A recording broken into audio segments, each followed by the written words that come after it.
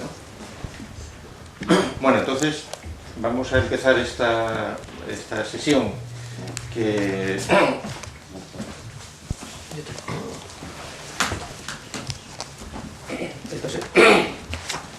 Esta sesión, agradeciendo en primer lugar que se hayan desplazado hasta aquí, hasta Oviedo, pues tanto Jesús Maestro, que habitualmente vive en Vigo, como Pedro Santana, pues que ha venido desde Logroño.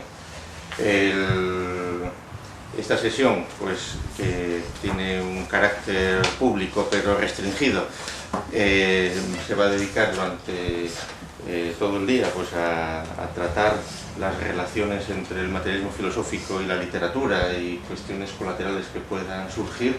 Está suscitada principalmente pues por la publicación del último libro, Crítica de los géneros literarios en el Quijote, de Jesús Maestro, pero vamos a aprovechar también pues para comentar sobre toda la interesantísima y fecunda labor que Jesús Maestro está haciendo aplicando cuestiones de materialismo filosófico a la literatura, a la teoría literaria, etc.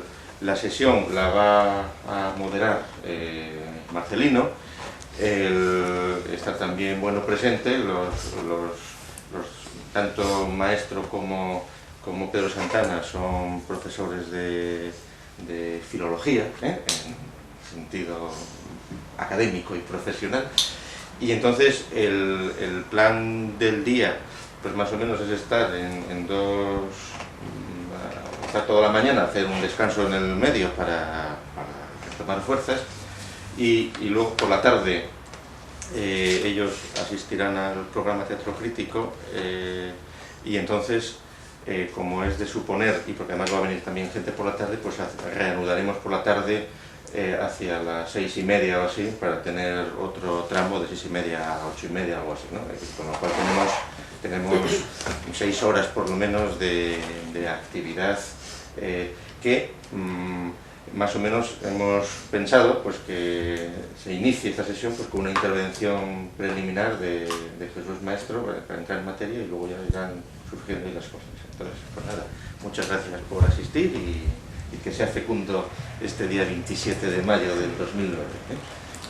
Bueno, pues nada, buenos días a todos, y agradecer a la Fundación que facilitase que yo estuviese también presente en esta mesa, porque por dos motivos. Uno, porque filosóficamente es muy interesante las cuestiones que se van a tratar aquí, y otro porque agradece uno poder volver a ver a Pedro Santana y a Jesús Maestro, y estar aquí también en presencia con Gustavo. Para empezar ya, sin más preámbulos, voy a decir lo siguiente, y después ya daré paso a Jesús para que exponga lo que tenga que exponer. La propuesta de Jesús Maestro es la propuesta de constitución de una teoría de la literatura, como una versión del materialismo filosófico aplicado a la teoría literaria. Y tiene su manifestación corpórea en un conjunto de obras que han salido desde hace por lo menos 6 años. Hace unos 5 años que conozco a Jesús Maestro a partir de los encuentros de filosofía de Gijón, y a partir de ese momento él ya estaba trabajando en la posibilidad de aplicar conceptos e ideas del materialismo filosófico a la teoría literaria y a la crítica literaria. Desde Las ascuas del imperio, que fue uno de los primeros libros, si no el primero, no sabría muy bien decir si fue el primero o el segundo, hasta el último, La crítica de los géneros literarios del Quijote, han ido apareciendo libros de crítica a la posmodernidad, de intentar establecer una teoría de teorías literarias en torno a la literatura, basándose también en la teoría del cierre categorial, y a partir de ahí al menos intencionalmente, se quiere configurar por una parte una teoría de la literatura como ciencia de la literatura, y por otra parte una crítica literaria o crítica de la literatura como una versión de la filosofía. Y aquí están un poco, diríamos, los fenómenos que hay que analizar. Se plantea entonces en estos trabajos una serie, a mi juicio, se plantean en estos trabajos una serie de líneas abiertas, por decirlo así, de la forma más neutral o problemas en los que se van dando distintos planos, distintos niveles y distintas escalas, y que será el asunto sobre los que vamos a tener que tratar nosotros aquí, ¿no? Lo que ha hecho Jesús Maestro es, utilizando el materialismo filosófico y aplicándolo a la literatura, remover una gran cantidad de materiales que plantean una gran cantidad de problemas. Digo esto para explicarlo de una forma más o menos neutral hasta el momento, ¿no? Luego tendremos tiempo de hablar más cosas, pero aquí la dificultad estriba en cómo intentar situar lo que se está haciendo ahora y en qué contexto. Es decir, ¿cuál es el marco? ¿Cómo podríamos esbozar un marco en el que decir lo que se está haciendo es esto, ¿no? Bueno, luego entraré un poco más en ello después de que hable Jesús, pero voy a esbozar simplemente. Hay unas actas, un libro sobre filosofía y cuerpo, de unas jornadas que tuvieron lugar en Murcia, jornadas en las que se trataba de una manera muy amplia todo lo que va sugiriendo el materialismo filosófico desde hace mucho tiempo, y en estas actas hay un artículo del profesor Gustavo Bueno sobre arquitectura. Y entonces, para acometer el tema de la arquitectura, don Gustavo lo que hace es tratar filosofía y arquitectura como clases. Esto me ha dado a mí la pista para poder tratar también y buscar el marco de lo que se va a discutir, para tratar la literatura y la filosofía como paso previo, antes de hablar del materialismo filosófico, pues como clases también. Y entonces insertar aquí los 5 tipos de relaciones o de vinculaciones que se pueden dar entre la clase de la literatura, el gran conjunto de fenómenos, términos, etcétera, que están incluidos en esa clase literaria, y la clase de la filosofía, las ideas, etcétera, que se establecen en los sistemas a través de la literatura, ¿no? Y entonces de ahí saldrían una serie de relaciones, tomando la filosofía, por supuesto, como una clase y a la literatura como otra clase, según las cuales pues tendríamos que, o bien la intersección entre la literatura y la filosofía nos da el conjunto vacío, siempre refiriéndonos a un componente K determinado y a un campo de variabilidad que son la misma filosofía, la misma literatura y la clase vacía. Entonces la primera sería una situación límite, no hay nada de relación entre la filosofía y la literatura.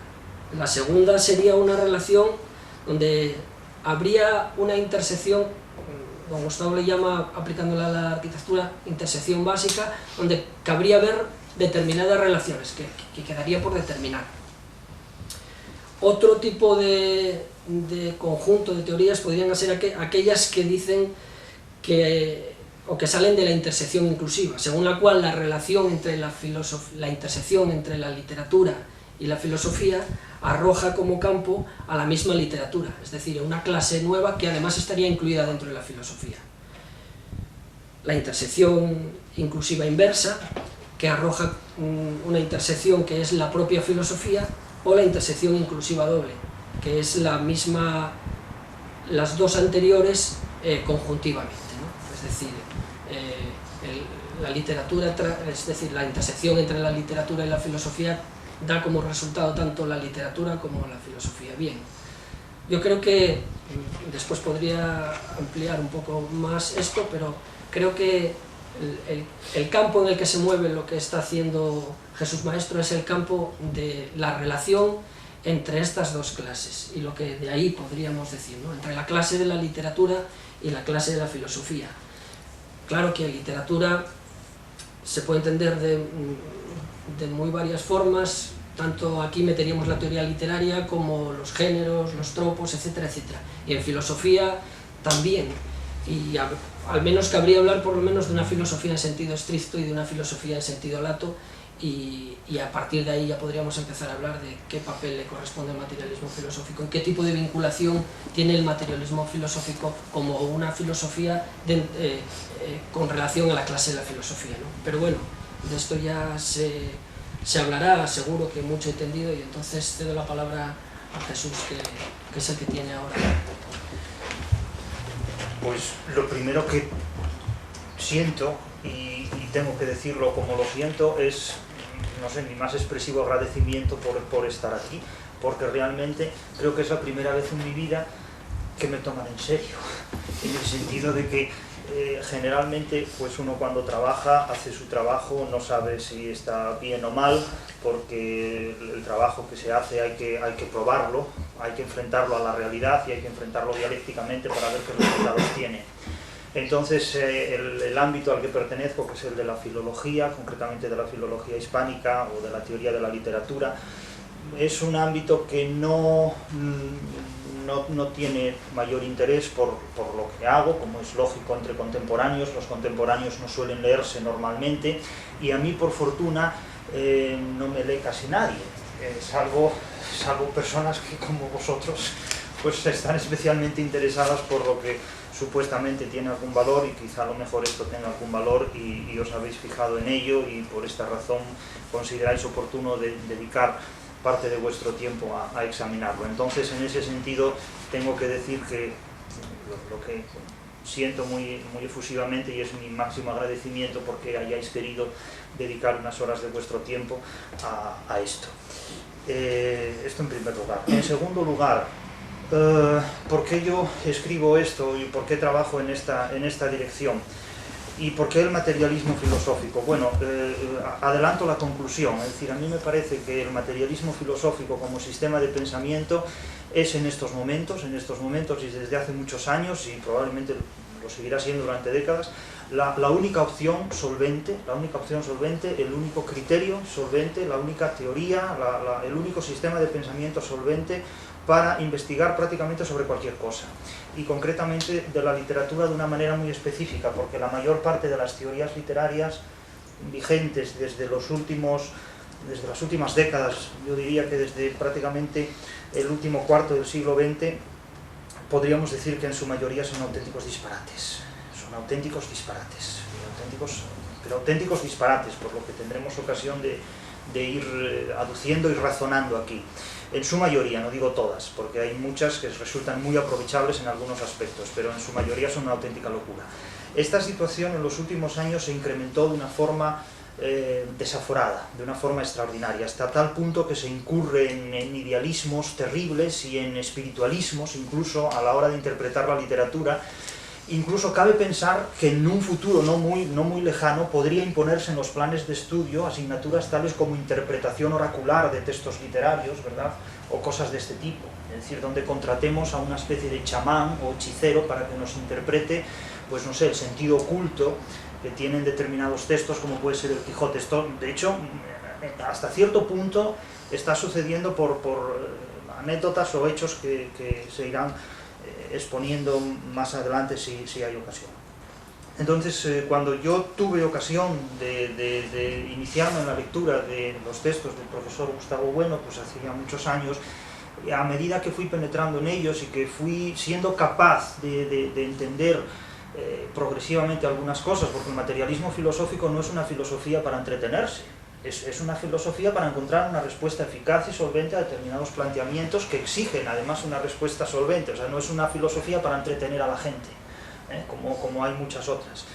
Y en este caso, en ella yo creo haber encontrado, o al menos creo haber intentado, otra cosa es que lo consiga, articular una posible teoría de la literatura con el fundamento en las obras del profesor Gustavo Bueno, que puedan dar una respuesta. Ahora bien, esta obra que estoy haciendo no es una obra terminada, ni es una obra acabada, ni es una obra que diga que es la definitiva. Es una propuesta que yo estoy haciendo, y a partir de aquí pues habrá cosas que estarán mejor, otras que estarán peor, otras muy discutibles. De hecho, yo lo he articulado en 7 entregas, La primera de ellas fue la que supuso, digamos, una especie de declaración o punto de partida, que fueron los postulados fundamentales de la teoría literaria basada en el materialismo filosófico, uno de cuyos postulados fundamentales es el racionalismo, porque claro, al margen de la razón no podemos hacer nada solvente, no podemos hacer nada consecuente. Y las teorías literarias que se imponen en los últimos tiempos son de un irracionalismo galopante. Es decir, no quieren saber nada con la razón, hacen planteamientos completamente metafísicos, espiritualistas, idealistas, es decir, se busca lo que no existe en los textos literarios. Entonces, el racionalismo debe ser fundamental. Por otro lado, otra de las cuestiones fundamentales que se exige en esta teoría literaria es la crítica, es decir, la criba de, como se dice en el materialismo filosófico, la crítica de las ideas que valen frente a las ideas que no valen. La crítica es siempre un establecimiento de valores y de contravalores. Hoy día la crítica se rechaza y se niega porque nadie quiere hacer interpretación de los textos literarios estableciendo valores y contravalores. Entonces no hay crítica, todo es uno y todo es lo mismo. Claro, como en muchos congresos a los que he asistido se plantea la cuestión de la literatura comparada.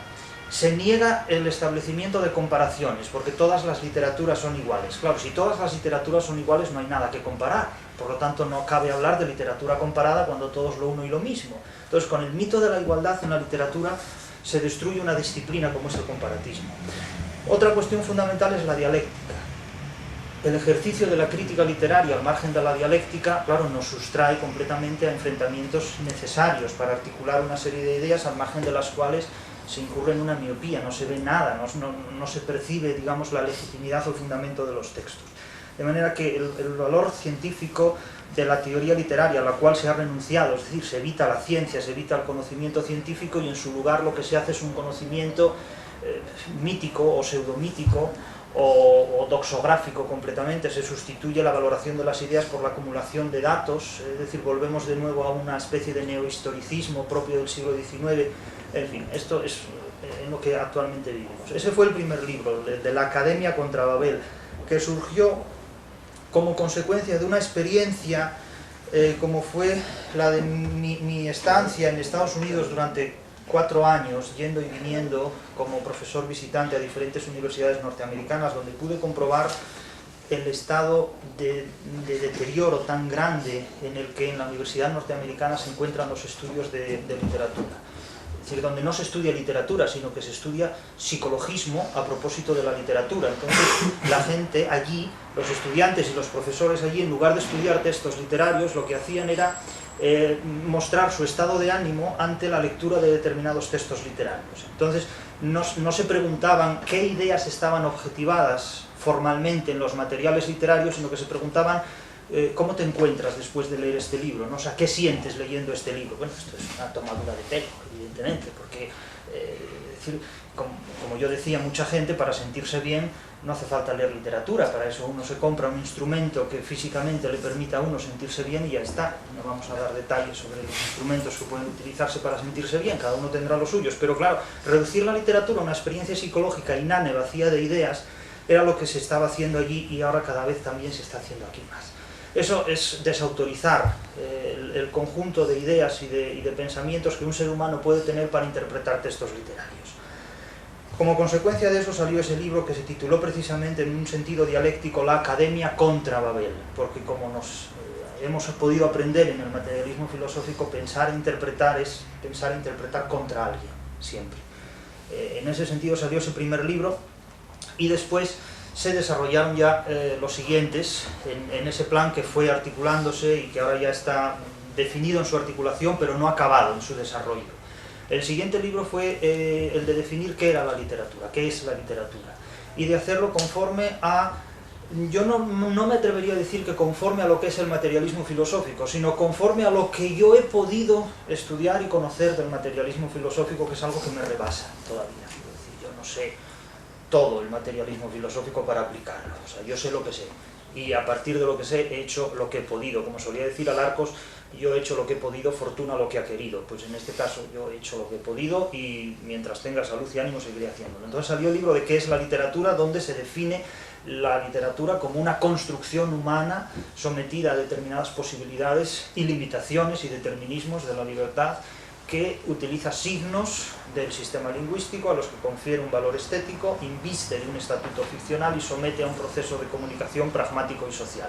Claro, esta es una definición que trata de ser positiva de la literatura y sobre ella se construye, pero claro, decir que la literatura es los sentimientos humanos, es decir, es la profundidad del alma humana y todo eso ya nos introduce en una tropología y en una metáfora que no nos lleva a ninguna parte solvente y es lo que había que evitar. Tras este libro de ajustes en cuanto a definiciones, que fue ¿qué es la literatura? O en su primera edición, Los venenos de la literatura, vienen dos obras que se refieren respectivamente a la ontología y a la gnosiología. La ontología trató de hacer lo que se llama el cierre categorial, es decir, delimitar un territorio dentro del cual están los términos, están los materiales, en grosso modo, que constituyen, digamos, el campo de investigación de la literatura. Y esos materiales, a mi juicio, son cuatro, que son el autor, la obra literaria, el lector y el intérprete. Y yo aquí establezco una diferencia entre el lector y el intérprete, porque claro, el lector es alguien que interpreta para sí, pero el intérprete, utilizando un término más crudo o transductor, sería aquel que hace una interpretación para influir sobre los demás.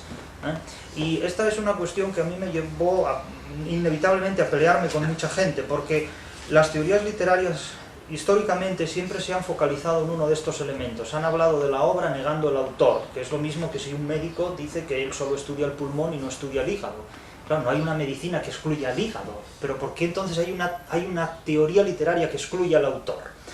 Y me han reprochado muchas veces esto y me dicen, bueno, pero usted trabaja sobre obras literarias donde el autor está muy claro, como es el caso de Cervantes, ¿no?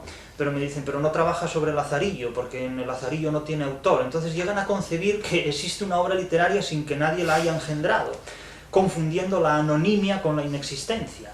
Es lo que le hay que decir a la gente, y luego la gente se enfada porque le dicen esto, ¿no? Pero claro, no se puede confundir la anonimia con la inexistencia, es decir, todos tenemos padre aunque no lo conozcamos. Eso es otro problema, el segundo, ¿no? Entonces, hay una serie de materiales literarios que son imprescindibles, como el hecho de que la literatura existe porque hay una institución que reconoce su existencia, es decir, la literatura no existe en una tribu, porque en una tribu no hay una universidad donde haya una serie de individuos o de personas capacitadas o licenciadas para ejercer la crítica literaria. Es decir, la literatura existe en una civilización. Porque en una tribu lo que puede existir es el antropólogo, el colonizador que identifique como literario lo que están haciendo los miembros de la tribu, pero la literatura es una construcción resultado de la interpretación que hace una civilización. No es, o sea, alguien que forme parte de una tribu no es consciente de lo que está haciendo es literario, a menos que venga un antropólogo, en todo caso, o una cultura dominante que pueda identificar eso. La cuarta entrega sería la que corresponde a la gnosiología de la literatura y es la que estoy haciendo actualmente, que sería una crítica de las teorías literarias desde el materialismo filosófico. Esto se puede hacer, lo que no se puede hacer es lo contrario. Las otras teorías literarias no tienen potencia suficiente para criticar al materialismo filosófico, pero el materialismo filosófico sí tiene potencia suficiente para criticarlas a ellas y explicarlas, incluso en sus deficiencias también, porque es un sistema filosófico mucho más potente, mucho más autorizado que los demás, y mucho más potente porque los resultados a los que conduce son mucho más abarcadores y más explicativos. Pero ese es el libro que estoy haciendo ahora y es el que falta por llevar a cabo. Hubo otro libro que son los otros tres siguientes, que son el que tiene que ver con la ficción, que fue un gran problema, la cuestión de la ficción, porque claro, la mayor parte de la gente considera que el materialismo es un materialismo grosero, es decir, es un materialismo limitado al mundo físico exclusivamente, al mundo de las formas primogenéricas, ¿no? Cual eso es absurdo completamente, claro. Pero eso hay mucha gente que no lo sabe y no quiere salir de ahí, por lo que sea, por sus prejuicios o por sus limitaciones. Y consideraban que, bueno, que la literatura, que era simplemente pues, la tinta, ¿verdad? O las hojas de los libros. Y eso no es exactamente así, es decir, la literatura es una materialidad que carece de existencia operatoria, es decir, Don Quijote, entonces elaboraban las teorías de los mundos posibles, claro, los mundos posibles, eso es una ficción sobre la ficción, no hay ningún mundo posible en el que Don Quijote tenga la más mínima posibilidad de existir, eso no existe, eso es imaginación pura.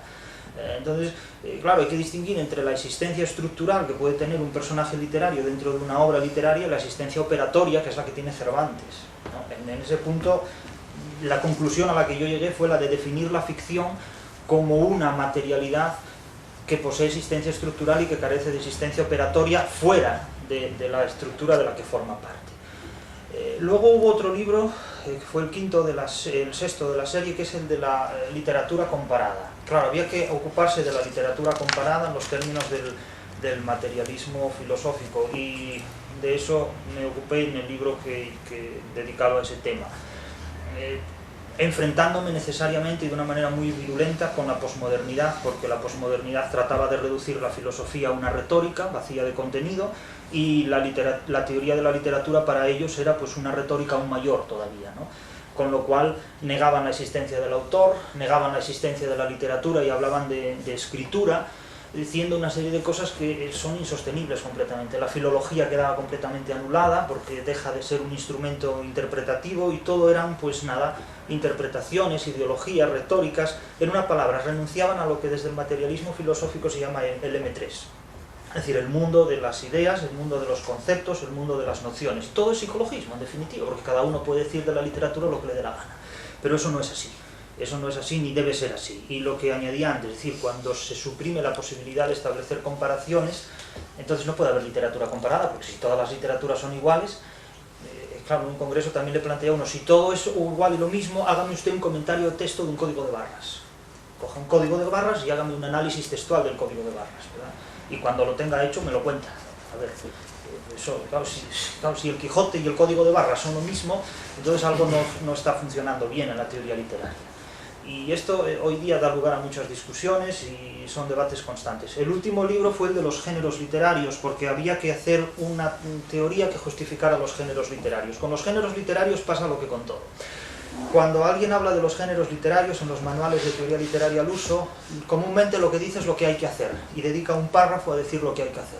Entonces dice que hay que hacer una teoría de los géneros literarios que explique lo que son los géneros literarios y que los sitúe en un contexto amplio y abarcador, donde cada novela o cada poema o cada obra de teatro tenga una explicación acerca de lo que en él se contiene, y todo queda como estaba. Es decir, dicen lo que hay que hacer pero no hacen nada. Yo traté de hacer algo. Puedo acertar, puedo equivocarme, pero he puesto sobre la mesa algo sobre lo cual se puede discutir a partir de lo que yo he podido ir aprendiendo en la lectura de los libros del profesor Gustavo Bueno. Entonces, construida esa teoría, me pareció oportuno ejemplificarla específicamente con una obra que para mí está en el centro del canon literario, como es el Quijote, y que naturalmente da mucho de sí para una filosofía potente, como es el materialismo filosófico, porque claro, cuando se enfrenta una filosofía potente a una obra potente, el resultado evidentemente es positivo para ambas partes, ¿no? En este punto, y eso fue lo que se trató de hacer. De manera que en líneas generales esto es de alguna manera una explicación muy sumaria, muy sucinta a un proyecto en curso, aunque ya se han entregado de él varias partes, y que de una pendiente, que es la de la gnosiología, pero en todo caso es lo que hay. La fortuna que esto va a tener la desconozco, evidentemente. Eso yo no soy profeta y no sé lo que va a suceder. Lo que sí sé es que hasta el día de hoy ha habido varias ya reacciones, y algunas de ellas que pueden tomarse en serio. Por una parte, ¿qué es lo que piensan en mi gremio, los filólogos? Mis contemporáneos no me leen, en el sentido de que la gente que tiene más edad que yo no va a perder el tiempo leyendo a alguien más joven del que no va a aprender nada. Eso es lo que fundamentalmente piensan. Por lo tanto, no me van a leer, ni falta que hace. Los que tienen mi edad, evidentemente consideran por qué este publica y yo no publico, por tanto yo no voy a leer los libros de este, porque son cosas que no interesan. Los que son más jóvenes, sin embargo, y no menos inocentes, pero están más libres de prejuicios, es decir, pienso sobre todo en los alumnos, eso sí, es decir, mis estudiantes tienen un gran afán por la página web de la Fundación Gustavo Bueno. Se descargan todos los PDFs, todos los libros, siguen el teatro crítico, ven todas las sesiones que hay aquí. Hay un enorme interés por el materialismo filosófico como sistema de pensamiento en general y como teoría literaria que yo les transmito en particular. En ese sentido, tienen un enorme interés por lo que aquí se hace, y gracias a Internet pueden acceder libremente a ello. Entonces, en mis estudiantes he encontrado un apoyo importante. Y por otro lado, en las diferentes visitas y viajes que hago a diferentes ámbitos congresuales y demás, cuando se mencionan los resultados a los que se llegan aplicando el materialismo filosófico, a la gente queda muy atraída por ellos. Es decir, esto tiene unos seguidores importantes. Quedan atraídos todos menos los posmodernos. Es decir, la posmodernidad detesta todo lo que tiene que ver, lo cual me congratula, tengo que decirlo, porque verme identificado con ese tipo de individuos metafísicos, espiritualistas, que tienen encuentros con dioses y númenes, pues bueno, me haría sentirme un poco preocupado. De tal manera que si me equivoco, prefiero equivocarme con vosotros o contra vosotros, pero vamos, lo último que querría sería que un posmoderno me diera la razón, porque entonces probablemente no la tendría, ¿no? Eso sería mi planteamiento general. Y bueno, pues a partir de aquí yo en el futuro seguiré trabajando en lo que pueda a partir de las aportaciones del materialismo filosófico que salen de esta sede donde por vez primera en mi vida estoy, y estoy muy de manera general. Bueno, pues ahora le tocaría la vez a Pedro, y por orden consecutivo. Claro, estaba pensando por último que has dicho, Jesús, que los modernos no podrán dar lo que no tienen, no podrán dar la razón, pero tampoco te podrán decir nada. Lo malo es que sí te dirán, claro. Bueno, pues muchas gracias a la Fundación por invitarme aquí, en fin, te voy a decir lo que pueda.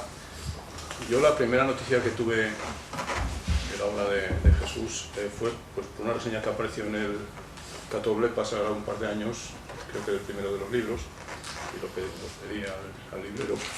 Y después Gustavo Sánchez me habló de más cosas, entonces ya encargué todos los libros, incluso algunos, como Jesús me lo envió, algunos que me faltaba, y más o menos, pues, claro, los he leído, he de confesar que no del todo, en concreto, pues, el último, pues no. Pero, y también tengo que decir que la obra es ingente y además, pues como sigue, pues es una obra, pues realmente importante y desde luego, a mí lo último que ha contado me resulta evidente, o sea, algo así como la soledad que tiene que tener en su o en nuestro gremio, porque el panorama desde luego es desolador. Y es hasta un punto que quizá convenga señalar desde el punto de vista, digamos, de aprender filología, de aprender estas cosas, ¿no?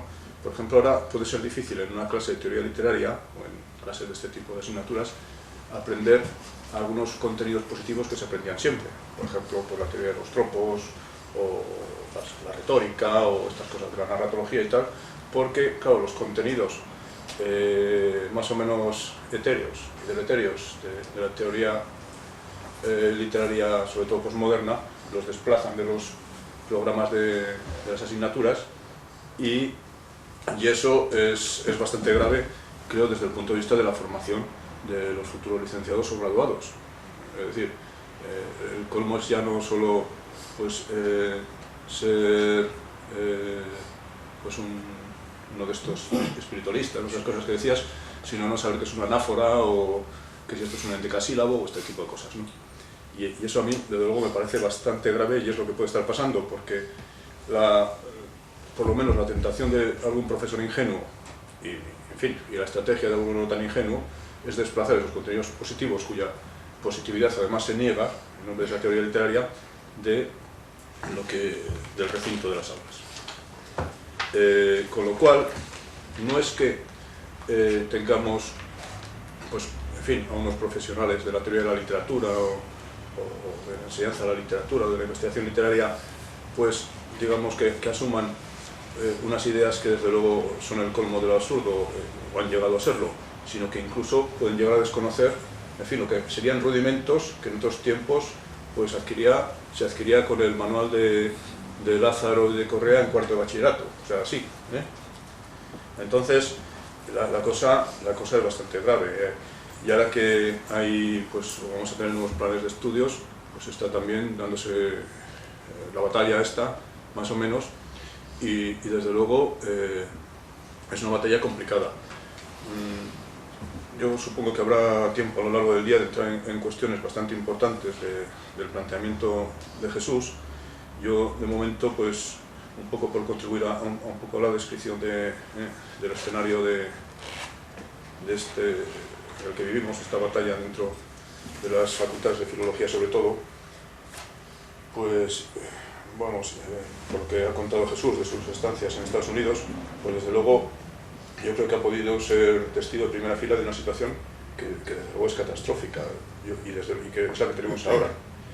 Esto no quiere decir naturalmente que no haya una investigación literaria de calidad, hay de todo, pero yo creo que está cada vez más contaminada por una concepción ridícula de lo que puede ser la tarea del filólogo o del lingüista y que viene en buena parte de Estados Unidos.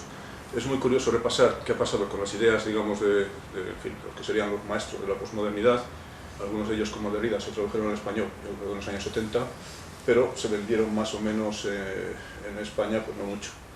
A finales de los 80 volvieron a penetrar en la Universidad Española, yo creo que sobre todo a través de los departamentos de inglés, porque claro, ya habían triunfado en Estados Unidos, pues Paul de Man, Derrida, incluso se habían instalado allí, como sabido, y entonces a finales de los 80 realmente pues aquí encontraron, ¿verdad?, su asiento.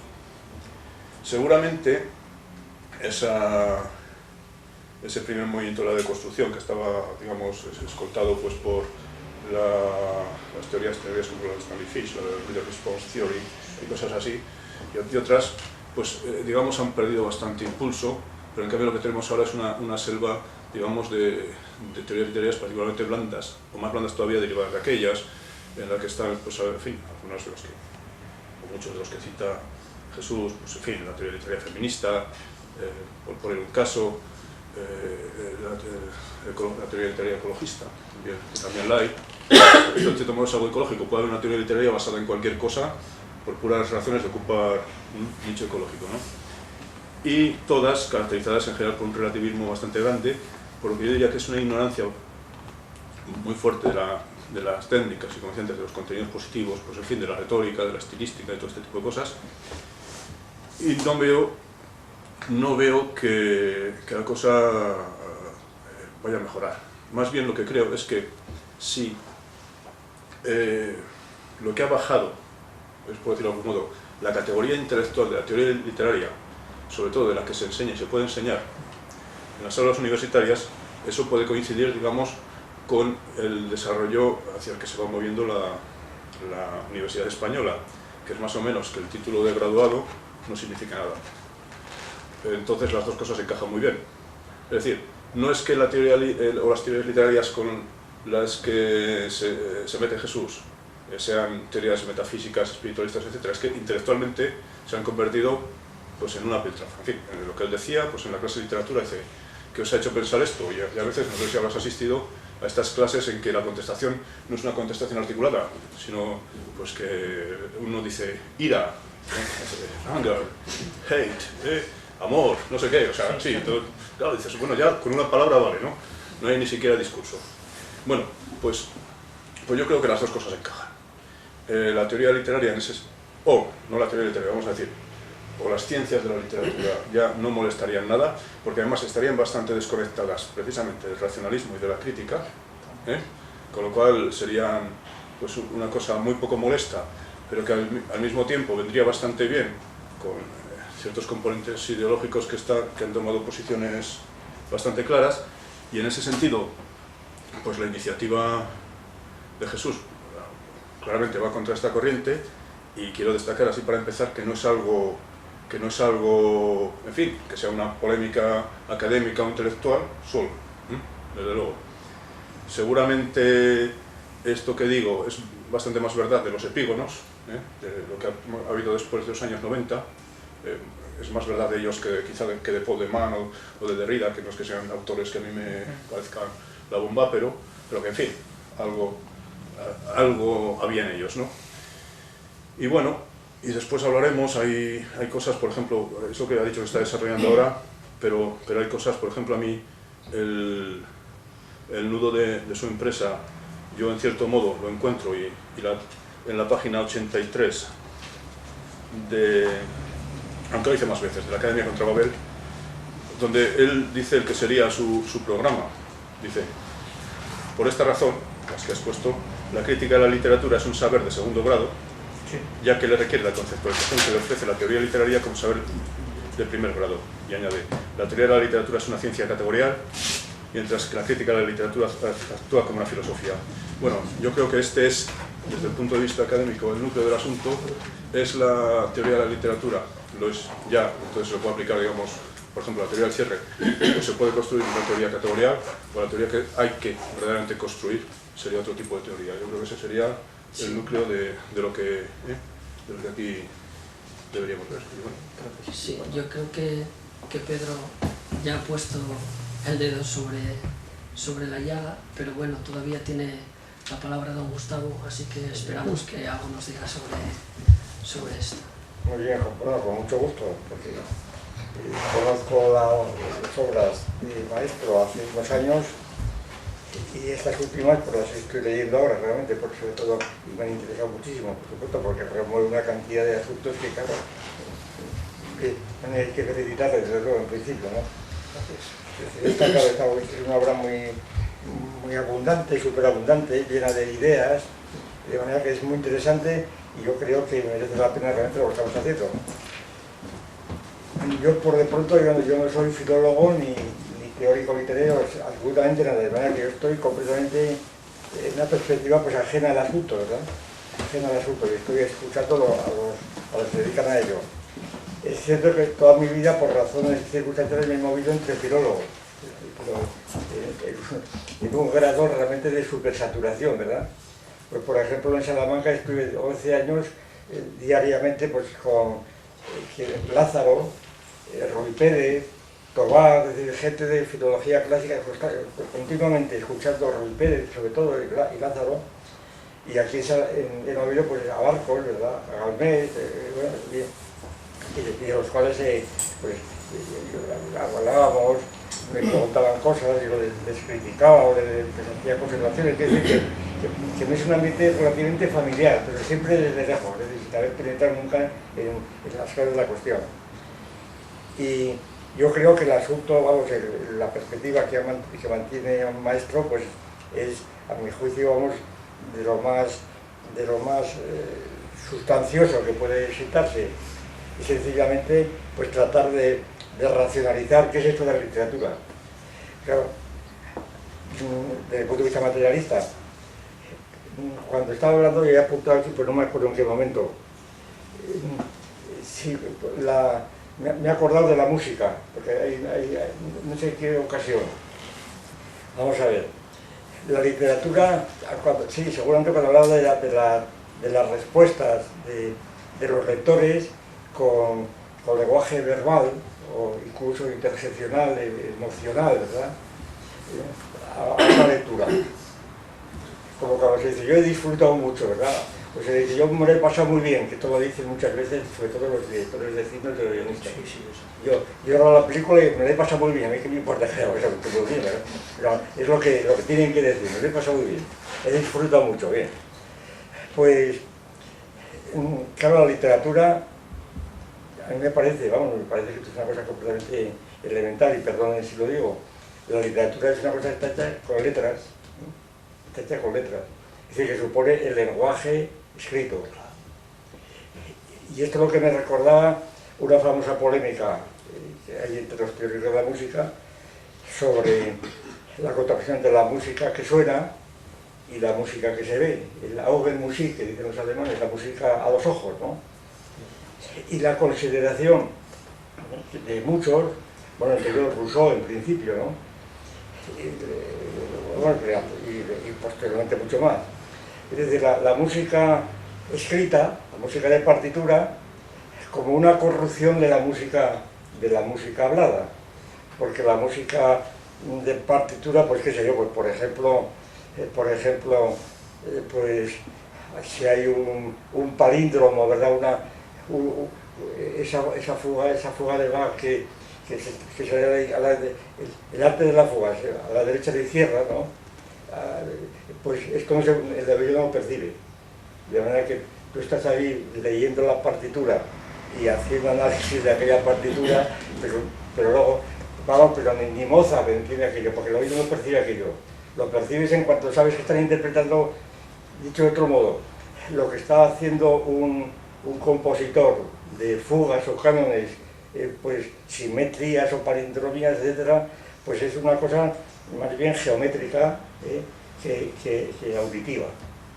Y sin embargo, claro, que iba a discutir la importancia de esas obras musicales, ¿no? Vamos, de primera magnitud. Literatura, bueno, aplicada a qué caso. Bueno, Rousseau, sí, Rousseau, pues yo recuerdo, no me acuerdo muy bien, pero Rousseau critica mucho a aquellos músicos que creen que saber música, o enseñar música, o hacer música, es saber algo de corcheas, semicorcheas, etcétera, que claro, es una cosa que está escrita, que claro, es la cosa de la música a los ojos. En el caso de la literatura, claro, pues la literatura parece que supone el lenguaje escrito frente al lenguaje oral, con las contraposiciones que hay entre uno y otro.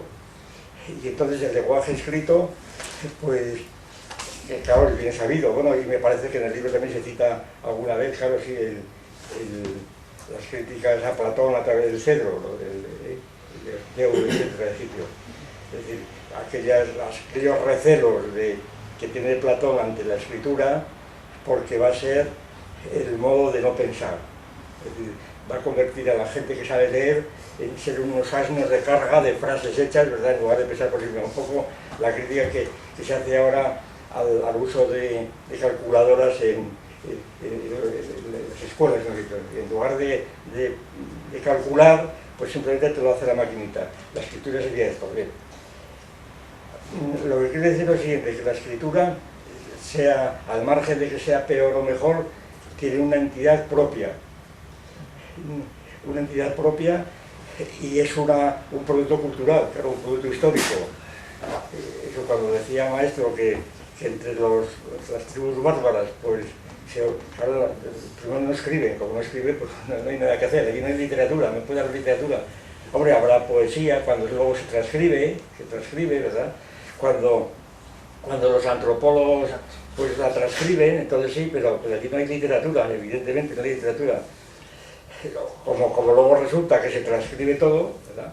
Y te ponen desde los cuentos Dakota, hasta lo que sea, te lo ponen allí, pues uno no sabe si está comparando esto o el que ha transcrito el asunto, ¿no? Yo recuerdo cuando estuve aquí que estaba defendiendo la tesis de que todos los lenguajes son iguales, que en cualquier idioma se puede expresar cualquier pensamiento.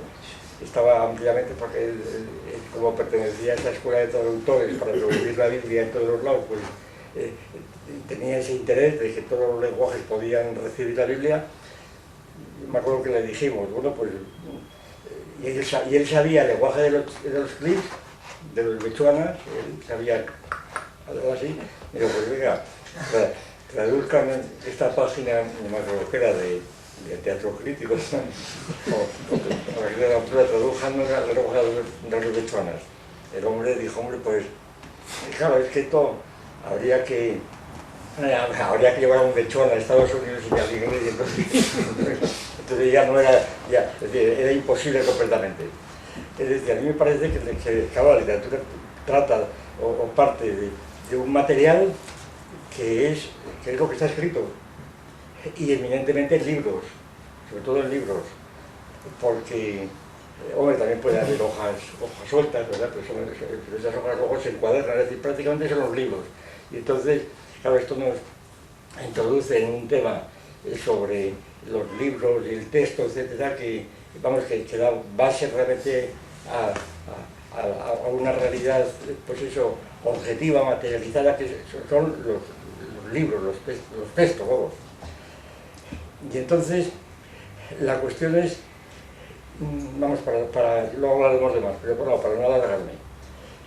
Yo el problema principal, bueno, la cuestión que he visto ahí suscitada, vamos, con el mayor interés y la mayor profundidad es la siguiente.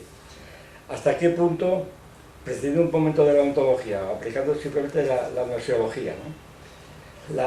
Lo que llamamos gnoseología está concebido originalmente, como todo el mundo sabe, para analizar la estructura de las ciencias positivas.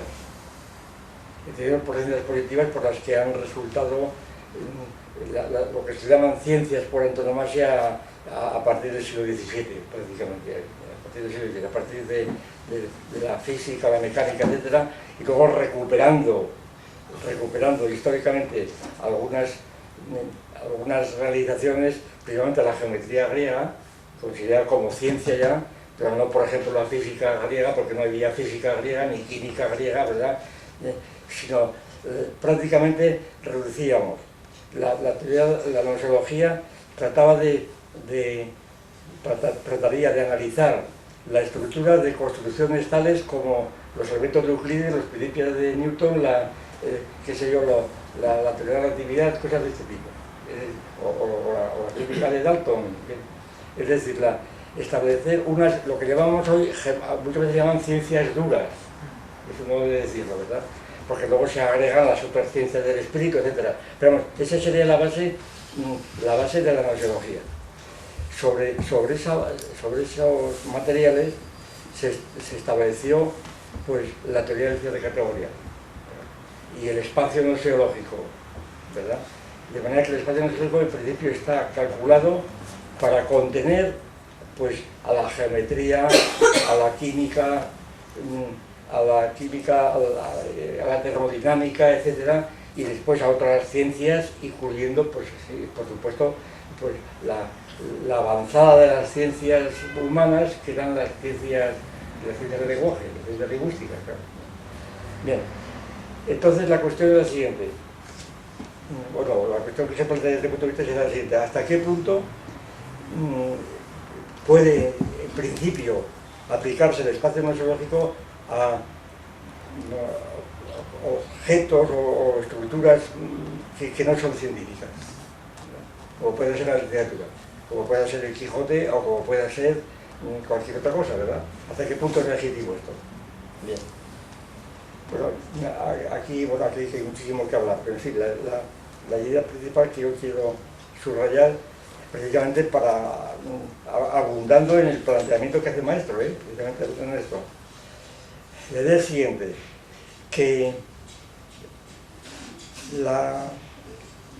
el lenguaje en general, el lenguaje escrito en particular, pues que supone ya, el lenguaje escrito supone ya, sobre todo el lenguaje alfabético, no el ideográfico, por eso no tiene nada que ver.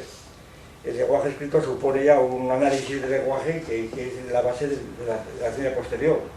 Es decir, la distinción que aparece sobre todo en el creativo y en otras obras, en la tradición, de vocales y consonantes, de sílabas, las partes de oración, todas estas ideas fundamentales de análisis del lenguaje, que está hecha sobre el lenguaje escrito, que hacen pues, la teoría de las partes de oración, es decir, desde los estoicos principalmente, la distinción de pronombres y adjetivos. Esto es una elaboración lentísima que no conocemos antes del siglo II a.C. Es una cosa muy reciente realmente.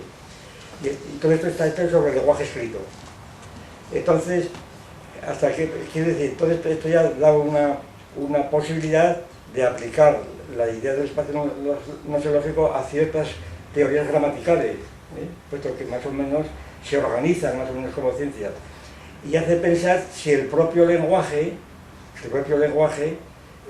sobre todo cuando está analizado alfabéticamente, no es ya una especie de álgebra que ya está funcionando. Es decir, que el propio lenguaje es un álgebra, pues que estás allí con la teoría de la articulación, pues esto allí funciona anteriormente como una cosa matricial, ¿verdad? En donde la forma de proceder de aquellas estructuras ya es de tipo algebraico completamente, muy complejo. Bien. Entonces, por tanto, la posibilidad de utilizar el espacio gnoseológico como una especie de modelo heteromorfo. Sí. Modelo heteromorfo. Es decir, no tanto porque se pretenda que todo tiene la estructura de las ciencias, sino para tomarla como referencia y para ver cómo se desvían de ella otras cosas.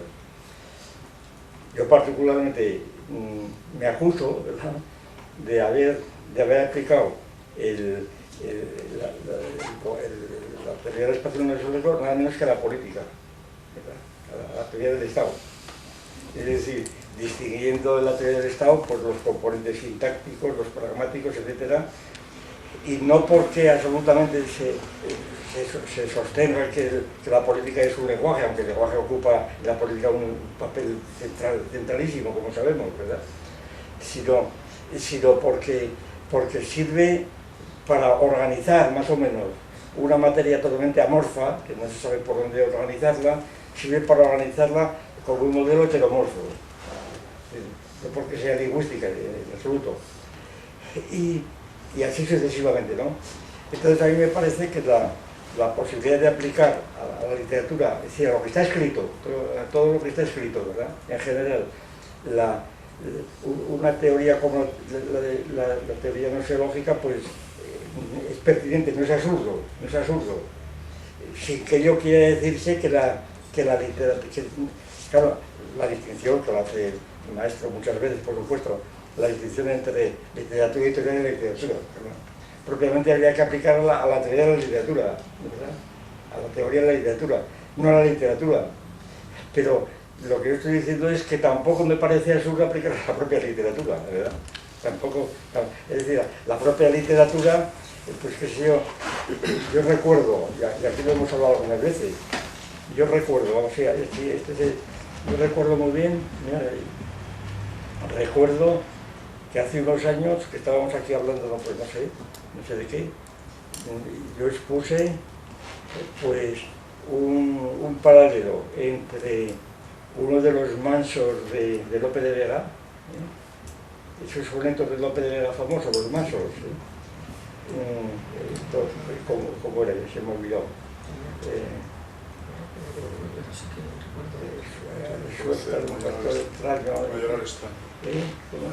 Mayor extraño. Sí, hay tres versiones de mansos, pero una es la acabada, ¿no?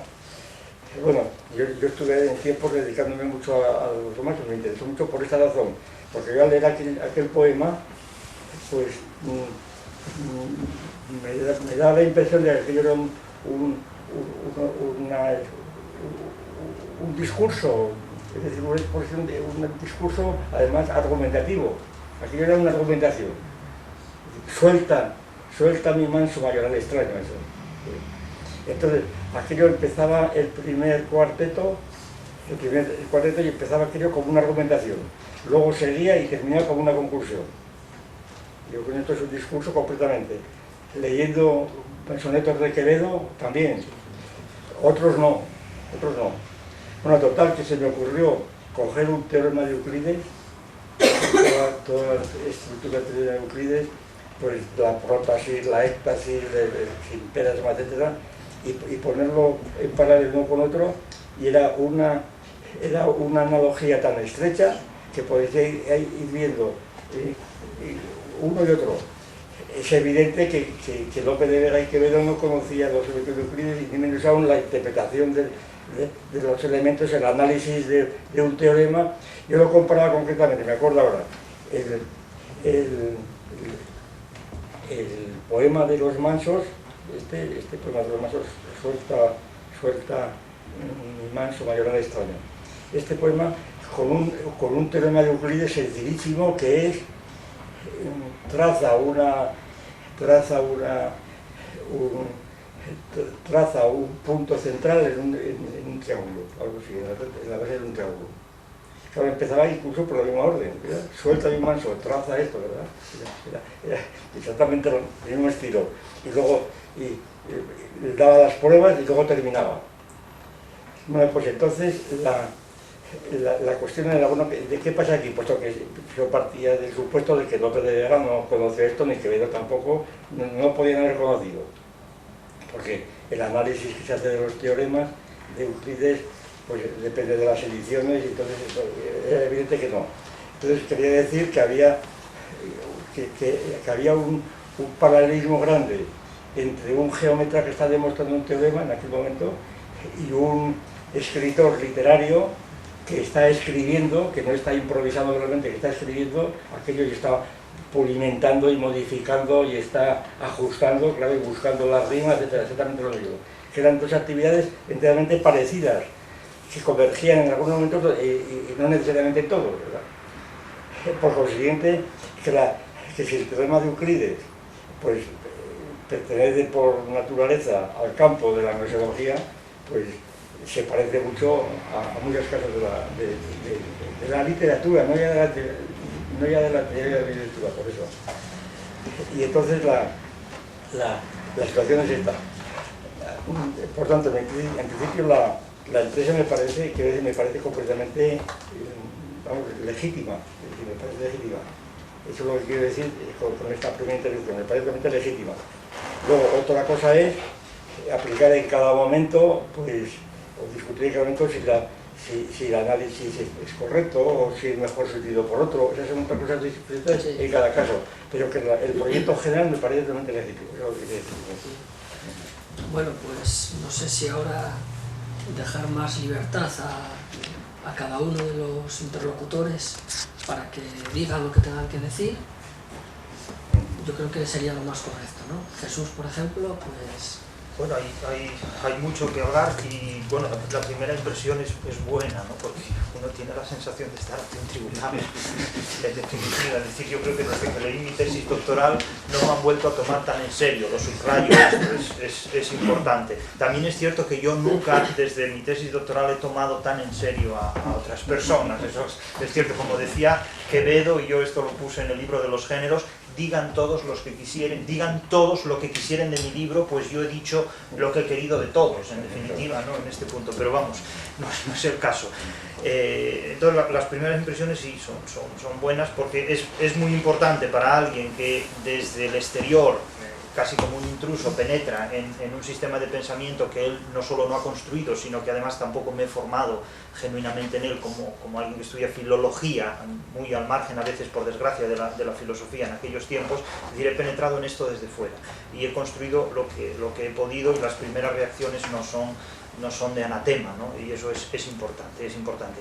Las cuestiones que aquí se plantean no lo son menos, porque apelan a aspectos a los que era necesario enfrentarse cuando se estaba construyendo esta cuestión, y uno de los fundamentales es el que hace referencia a lo que aquí se acaba de decir, es decir, la cuestión del espacio gnoseológico, es decir, es el espacio donde de alguna manera se dirime formal y materialmente lo que se puede estudiar desde el punto de vista de las ciencias positivas. Entonces, la primera cuestión con la que yo me encontraba dentro del gremio de los filólogos, por así hablar, es que advertían que la teoría de la literatura no podía ser una ciencia, había que justificar las posibilidades científicas de esto.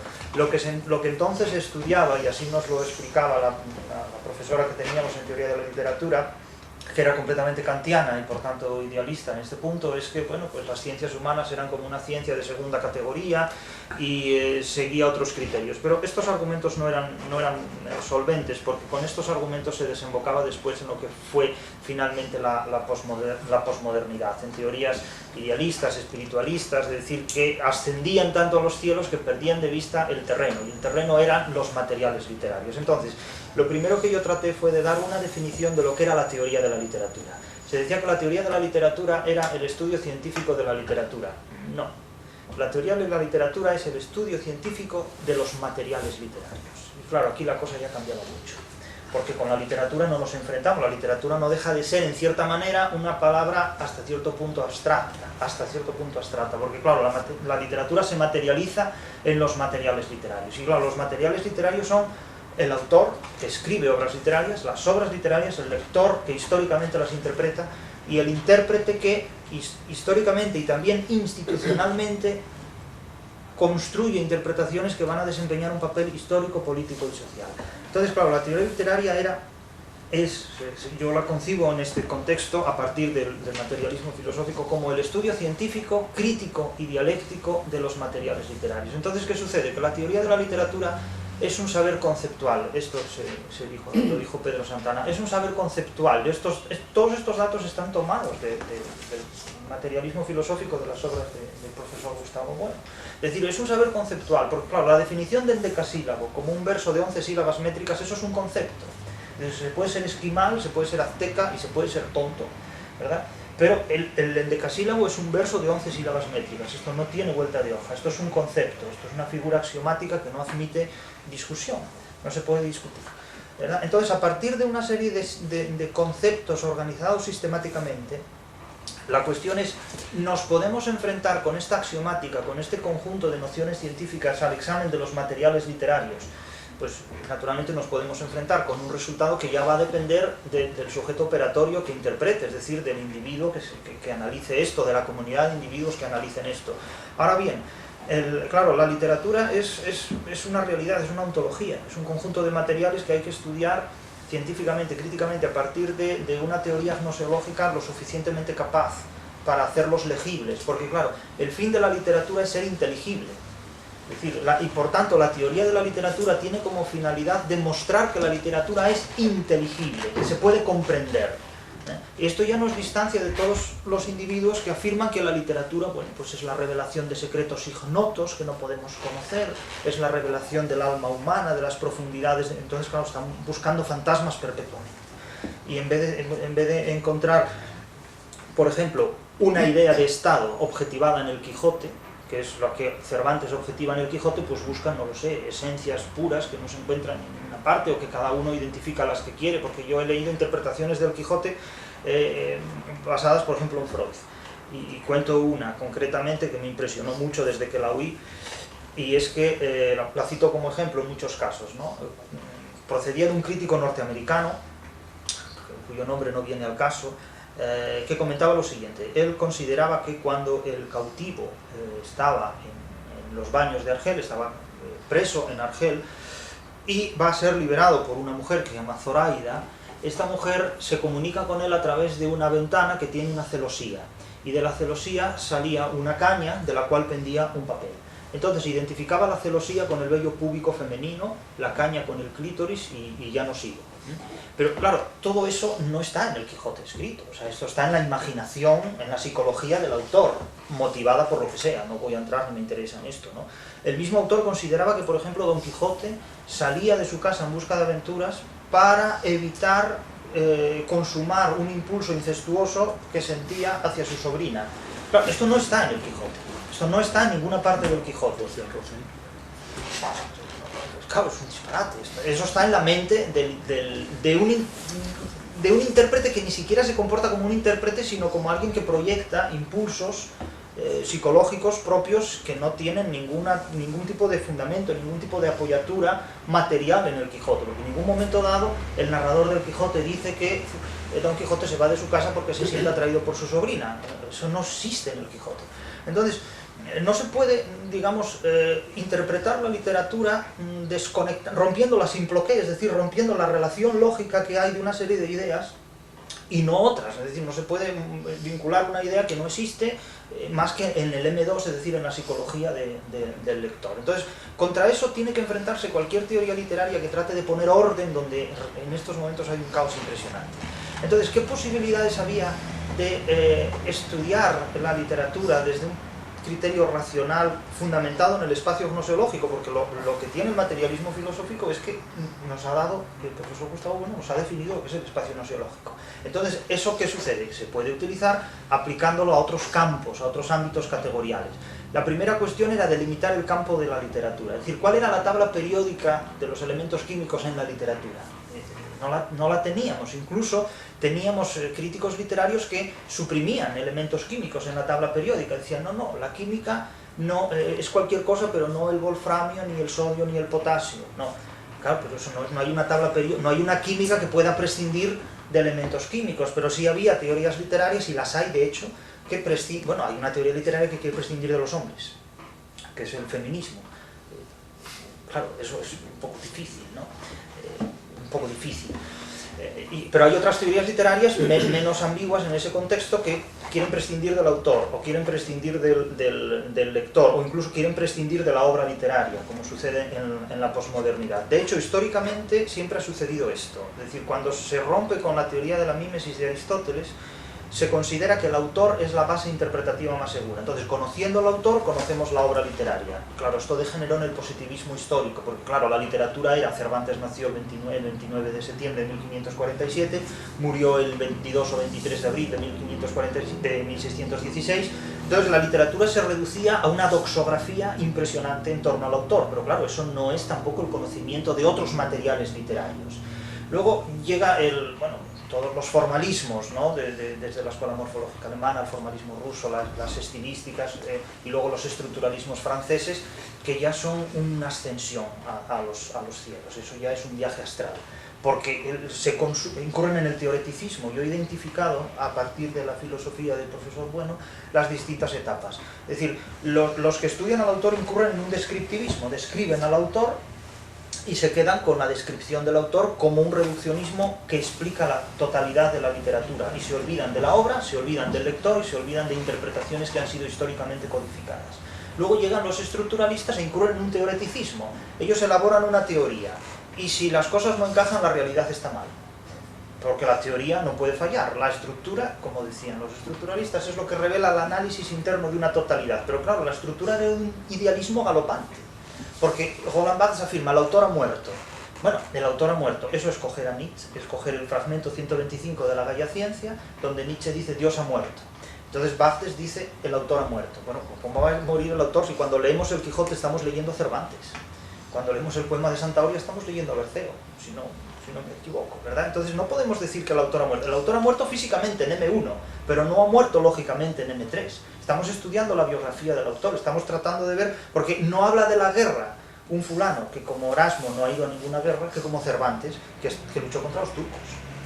Y perdió ahí, y pudo haber perdido la vida. Entonces la idea de la guerra de un individuo, como dice el profesor Bueno, de un individuo que ha estado en la guerra, es la idea aristotélica, y la idea de un teólogo, de un idealista como Erasmo, pues es la idea de que podemos dialogar con los musulmanes para convencerles de que son más tontos que nosotros, que era lo que en parte venía a decir. Claro, esto es una ingenuidad impresionante, no se puede dialogar no se puede hacer un diálogo de civilizaciones cuando lo que identificamos con una civilización es una tribu, ¿no? Entonces eso es absurdo completamente en ese contexto, de tal manera que el gran problema era delimitar el campo categorial de los materiales literarios, que se reduce, que se codifica desde mi alcance a 4 elementos esenciales, que son eso: el autor, el mensaje, o la obra literaria, el lector y el intérprete, que sería un lector cualificado, es decir, un lector como puede ser, por ejemplo, el censor. Es decir, nadie puede ser un censor si vive a solas en su casa. Es decir, para ser censor se necesita formar parte de una institución que reconozca políticamente y eficazmente tu capacidad para impedir que otros lean esos textos, ¿no? Y dicho sea de paso, voy a poner un ejemplo de la cuestión de la censura, porque en el libro de los géneros yo fui objeto de una censura. Además, me interesa ponerla como ejemplo, ¿no? en un momento dado. Porque claro, el censor es alguien que interpreta para los demás con facultad, disponiendo de la facultad de impedir que los demás lean algo, en definitiva, porque en definitiva la censura no es más que la capacidad que los seres humanos tienen entre sí para suprimir ideas ajenas. Entonces, en un momento dado, me escriben de Alemania para pedirme un trabajo que responda al título de Estado actual de la crítica literaria en Europa. El estado actual de la crítica literaria en Europa, conociendo ya más que menos, mi sistema de pensamiento y mis implicaciones con el materialismo filosófico, etc. Mando el trabajo que respondía a este epígrafe para una revista alemana muy prestigiosa, que nunca conocí cuál era, pero bueno. Y entonces, a la vuelta de mandar ese trabajo, me responden diciendo algo impresionante, y que, si me permiten, leo. Es un correo electrónico que se publicó una vez que yo consulté a mis abogados, que son los que tratan conmigo cada poco, donde me dice, la persona me responde esto, y yo lo publiqué con las acreditaciones legales verificadas, ¿no? Querido Jesús, me dice, disculpe el retraso de mi respuesta, pero no te había olvidado. La causa fue tu artículo mismo, a pesar de que esta vez cabría bien temáticamente en el marco del número previsto de nuestra revista, pero con todo esto el comité de redacción no ha podido aceptarlo. Ellos lo pidieron, yo no les mandé nada, me lo pidieron ellos. Es otra vez el conflicto entre Babel y la academia, es decir, entre el racionalismo y la posmodernidad irracional. Y como ya sabes, la gran mayoría de nuestros colegas pertenecen más bien a Babel que a la academia. Es decir, no hay ningún tipo de vergüenza gnoseológica, podríamos decir, de vergüenza científica en reconocer que vivimos en un mundo donde la sinrazón es nuestro símbolo distintivo. Es sorprendente, ¿eh? La gran mayoría de nuestros colegas pertenecen más bien a Babel que a la academia, y yo no soy en esto una excepción. Conozco tu posición y la expliqué a los demás, pero lo que ofreces al lector en este artículo les pareció con todo demasiado dogmático. Esto es algo que me han reprochado siempre. Es decir, saber geometría puede ser imponer dogmas, porque claro, el triángulo tiene 3 lados y la ciencia no da lugar a libertades democráticas. El triángulo tiene 3 lados en todas partes. Entonces eso es ser dogmático. Presentas las categorías de una crítica difícilmente aplicable al texto concreto. Todo lo que hago o lo aplico al texto o no lo aplico a ninguna parte, porque está implicado en los materiales literarios, como el propio sistema de pensamiento del que he tomado la referencia lo indica, ¿no? Porque en esto ya entramos en el territorio de Babel. No solo se compone de elementos racionalmente identificables, sino también de elementos cambiantes con el lector, el siglo, la cultura. Hombre, claro que se compone de estos elementos, pero no es eso lo que estudiamos. No nos limitamos a la fenomenología, nos limitamos a lo que es esencial en esto. Y hay que añadirlo, de valores afectivos y subjetivos no juzgables racionalmente. Bueno, es que si no fuera por la razón, no sabríamos que los valores subjetivos son subjetivos. Es decir, que cualquier valor subjetivo es identificable como tal porque racionalmente está codificado por eso. Si no hubiera razón no te distinguiríamos nada, pero al mismo tiempo no eliminables. Por esto, y acaba, por esto la descripción del diálogo entre el lector y el texto hecho por Gadamer sigue siendo, al menos para mí personalmente, una descripción mucho más realista que la tuya, que es idealista. Claro, esto es no tener ni idea ni de quién es Gadamer. Gadamer, que es un individuo que además suprime al sujeto porque dice que todo es un diálogo metafísico con la historia, ¿no? Porque al final, heredero o colega de Heidegger, buscan lo oscuro y no van a encontrar nada. Pero, o sea, me califican a mí de idealista, que es intolerable realmente, bueno, y por metonimia al materialismo filosófico también de idealismo, con lo cual, bueno, este chiste, esto. Conozco tu afán, como si fuera un afán, simplemente, y esto no respondiera a ideas, no a impulsos psicológicos, para establecer una ciencia racional de la literatura. Bueno, no hay ciencias irracionales, o sea, la ciencia o es racional o no es, ¿verdad? Muy meritorio, pero nada menos, pero creo que sin fundamento suficiente, al margen de la lógica, de la dialéctica, de la matemática, etc. Bueno, claro, pero es que si prescindimos de la lógica, de la dialéctica, de la matemática y de la ciencia, dice que todo esto son regiones demasiado claras para tocar los abismos de un Baudelaire, de un Kafka, de un Joyce, de un Beckett, de un Gómez Dávila, etc. Bueno, y ya se despide diciendo que muchas gracias por todo. Lo que dices corre tanto contracorriente que obviamente no puede caber en un artículo de revista. Esto es genial, esta declaración es admirable. Lo que dices corre tanto contra la corriente que obviamente no puede caber en un artículo de revista. Mejor preséntalo en forma de libros, y esto ya lo estás haciendo. Veremos cómo los comentarán sus lectores en su momento. Un abrazo muy fuerte, feliz Navidad y un próspero año 2009. Va a ser un próspero año 2009. Entonces, quiero decir, esto es un ejemplo muy claro de cómo están las cosas. De tal manera que mientras nosotros nos estamos planteando cómo justificar desde el espacio gnosiológico un estudio crítico y científico por una parte de la literatura a través de la teoría literaria, el resto de la gente está así, es decir, despreciando lo que ignora. Quiso censurar este trabajo se publicó y además blanco sobre negro, se publicó demostrando cómo se reacciona ante ello. Es decir, aquí yo no me corto un pelo en esto, como asturianos que somos, muchos de los que estamos aquí, vamos para adelante, en ese contexto. De tal manera que si se cree que mediante la censura las cosas van a dejar de existir, se equivocan en ese punto. Pero es un ejemplo de cómo están, digamos, reaccionando los que se ven, digamos, criticados por un sistema de pensamiento que no pueden entrar a discutir, porque no tienen una razón lo suficientemente desarrollada como para discutirlo, porque en definitiva a un racionalista lo que le importa no es tener razón, sino saber usarla, porque en definitiva, bueno, la razón se va construyendo mediante individuos que aportan racionalmente una contribución. Pero claro, desde este punto de vista no hay mucho más que hacer, más que seguir escribiendo y trabajando y tirar adelante. Gustavo pedía la palabra, ¿no? Sí, para citar un punto concreto de los mil que pueda haber, preguntando simplemente, y abundando lo que he dicho antes, claro, la literatura, en cuanto a materiales escritos, ¿verdad? Y para hacerlo todavía más concreto, en libros, ya sé que esto es exagerado, pero vamos, en libros.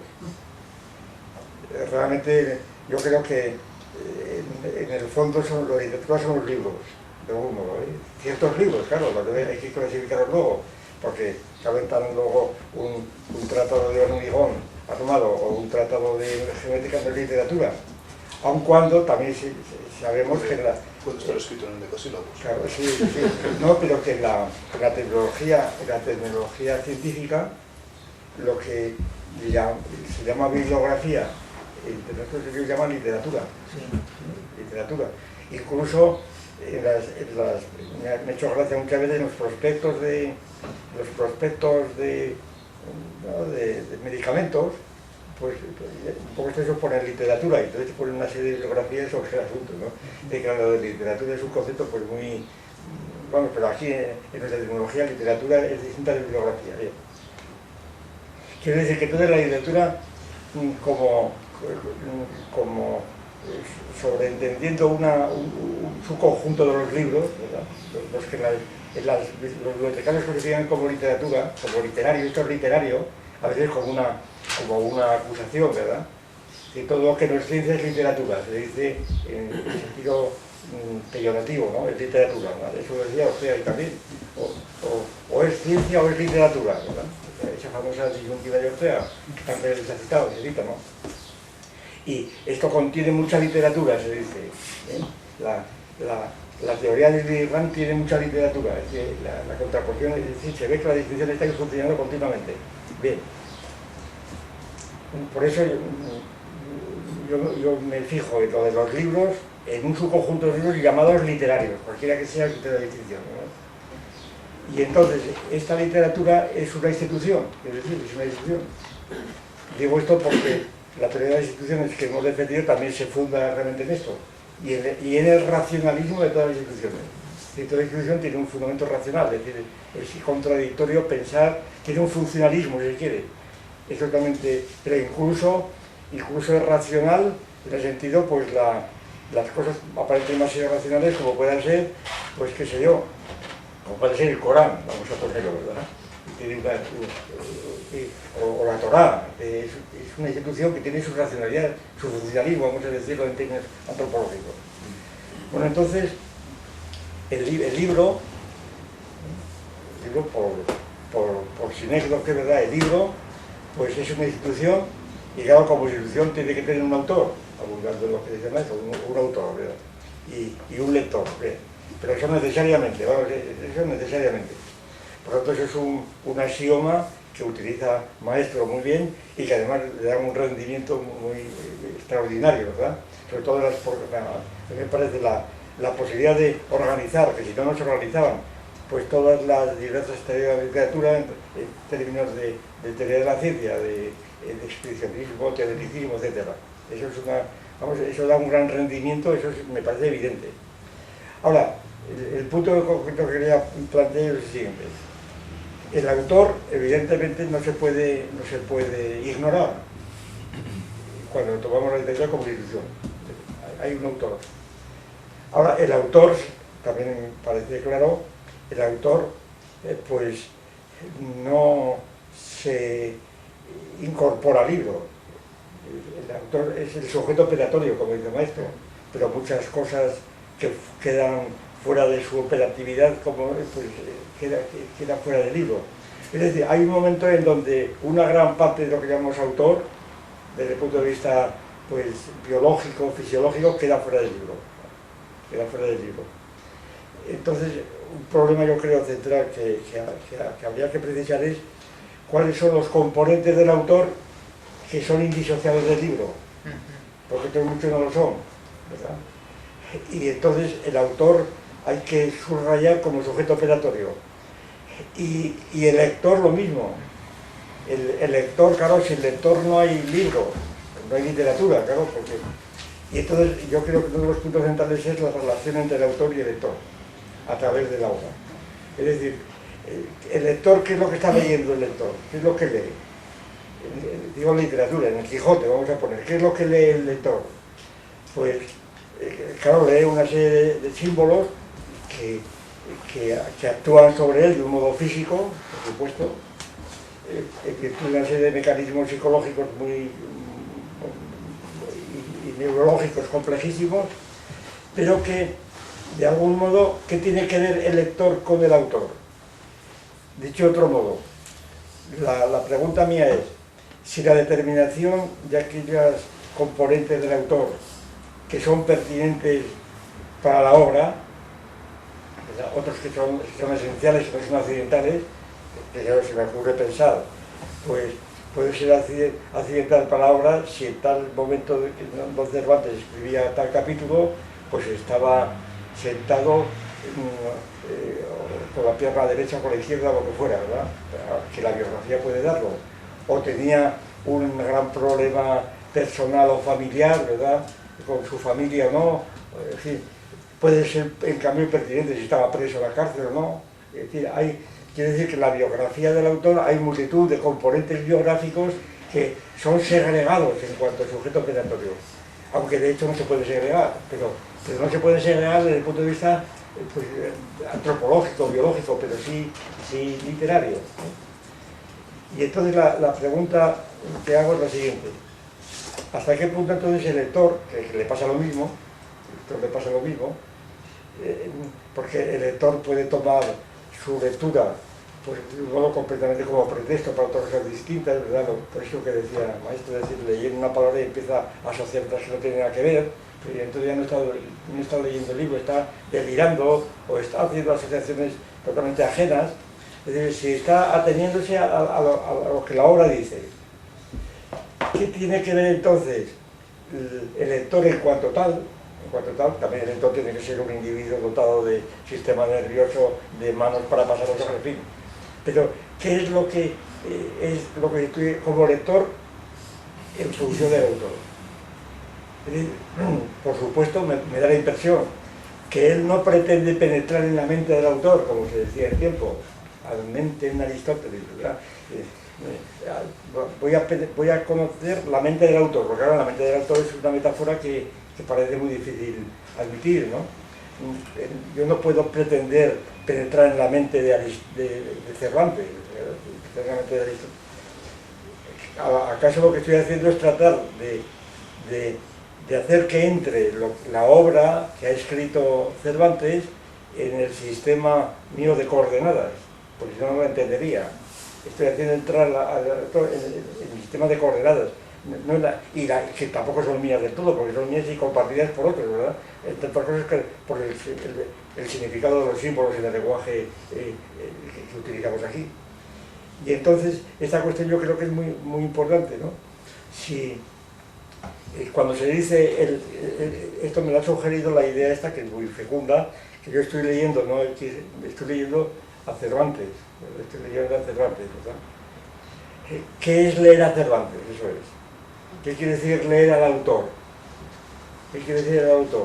Leer al autor es acaso, pues, dos operaciones inversas. Vamos a ver.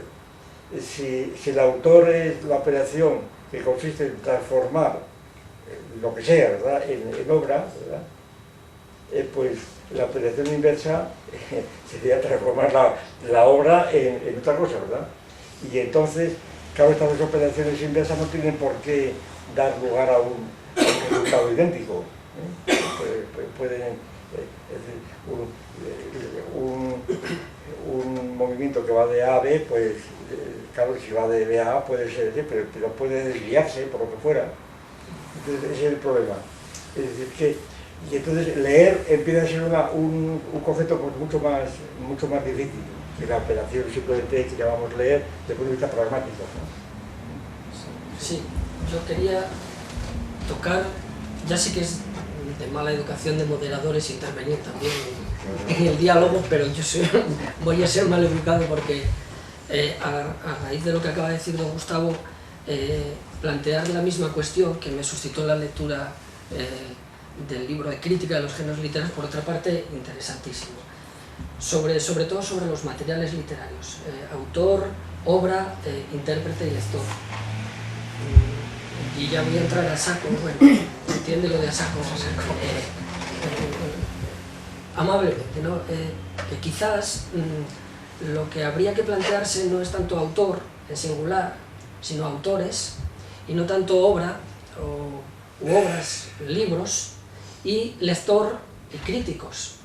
Y aquí, como constantemente dices en el libro, en unas relaciones de desenfoque muy peculiares y muy precisas.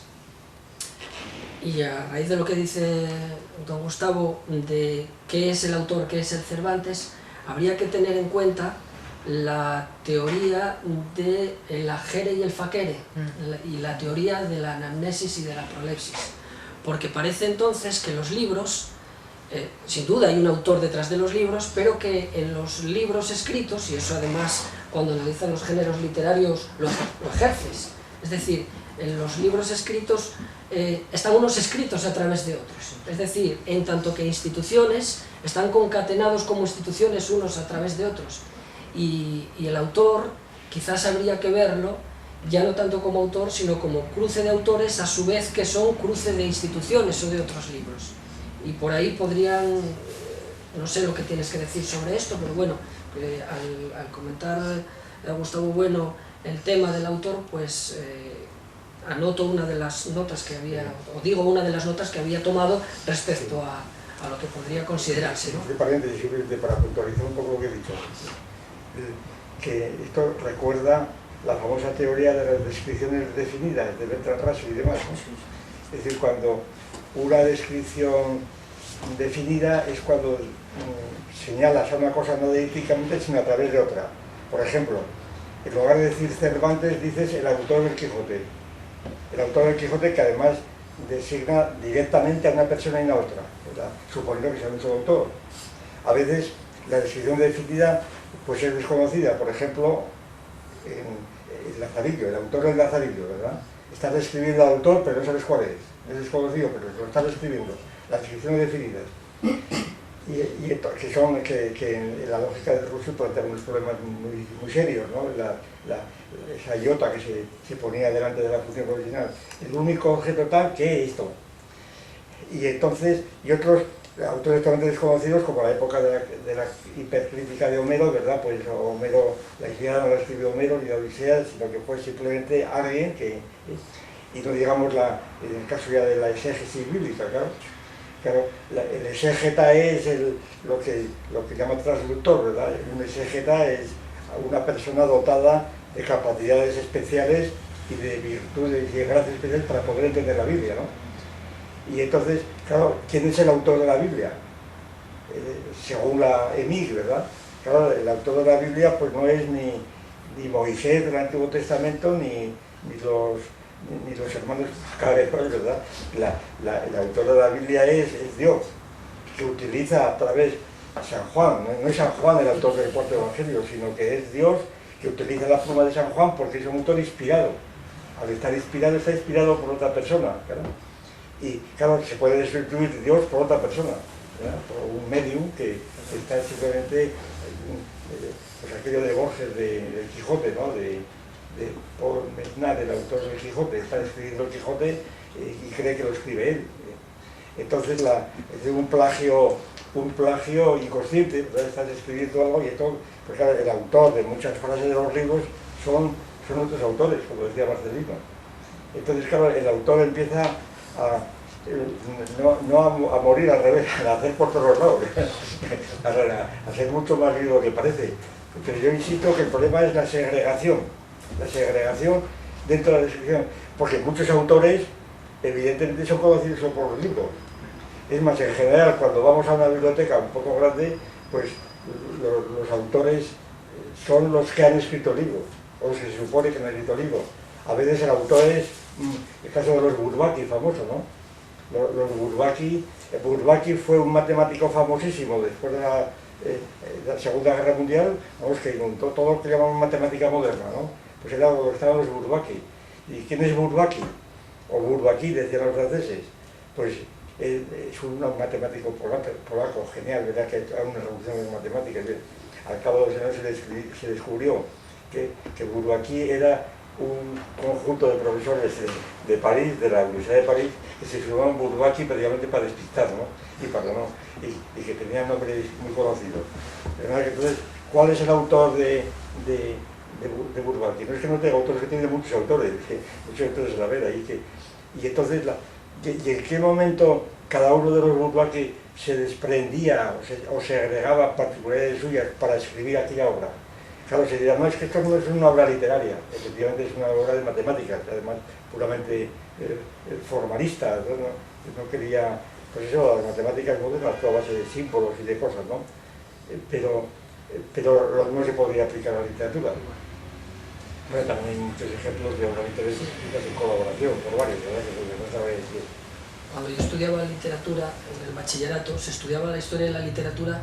Previamente a hablar un poco de la obra, se hablaba de la biografía del autor. Sin embargo, en la historia de la pintura, poco se habla de la biografía del pintor, y de lo que se trata es de hablar de las Meninas o de hablar de la fragua de Vulcano, etc., ¿no? Ahí el pintor desaparece porque además en la fragua de Vulcano, junto con Velázquez, aparece Rubens, etc. O sea que es una situación muy peculiar. Yo lo que estaba pensando, pues, de lo que ha dicho Gustavo Bueno sobre la transformación inversa a lo del autor que haría el lector. Claro, en el caso del subconjunto que no fuera literario, lo que se comprueba es que la desviación que se puede producir es menor. Es decir, si se cogen los elementos de Euclides, en general el lector medianamente informado pues hace justo lo inverso. No, claro, porque sabe una serie de cosas en común. Es decir, pues sabe coger, pues ahora cogería pues un compás metálico en vez de un cordel, utilizaría otras superficies, pero por decir así sabe que está hablando, sabe algunas cosas que están fuera del texto que coinciden con las que sabía Euclides. O puede que sepa más o puede que sepa menos, depende, pero en el caso de la geometría se nos asegura, digamos, que la transformación inversa es la transformación inversa, y en cambio, como apunta Gustavo Bueno, yo creo que es evidente, y los delirios estos, por ejemplo, del psicoanalista nos demuestran que, bueno, que parte, ¿verdad?, tiene otro compás muy distinto, que le hace elipses, y entonces, claro, en cualquier caso hay que tener un compás, bueno o malo, otro tiene uno y no le salen las cosas. Entonces, claro, el problema se diría, con el caso de esa transformación, en el caso de la literatura, bueno, en cierto modo es un poco, ¿no?, el problema de la literatura o de la poesía, pues que se puede entender mal, decirlo como Platón, ¿no? Entonces, claro, lo que sucede es que no estamos nunca seguros de cómo realizar la transformación inversa.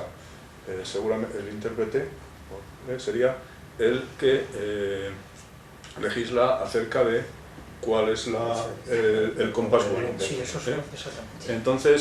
Entonces claro, y en ese sentido, y eso pues lo que es una peculiaridad semántica de los libros literarios respecto a los no literarios.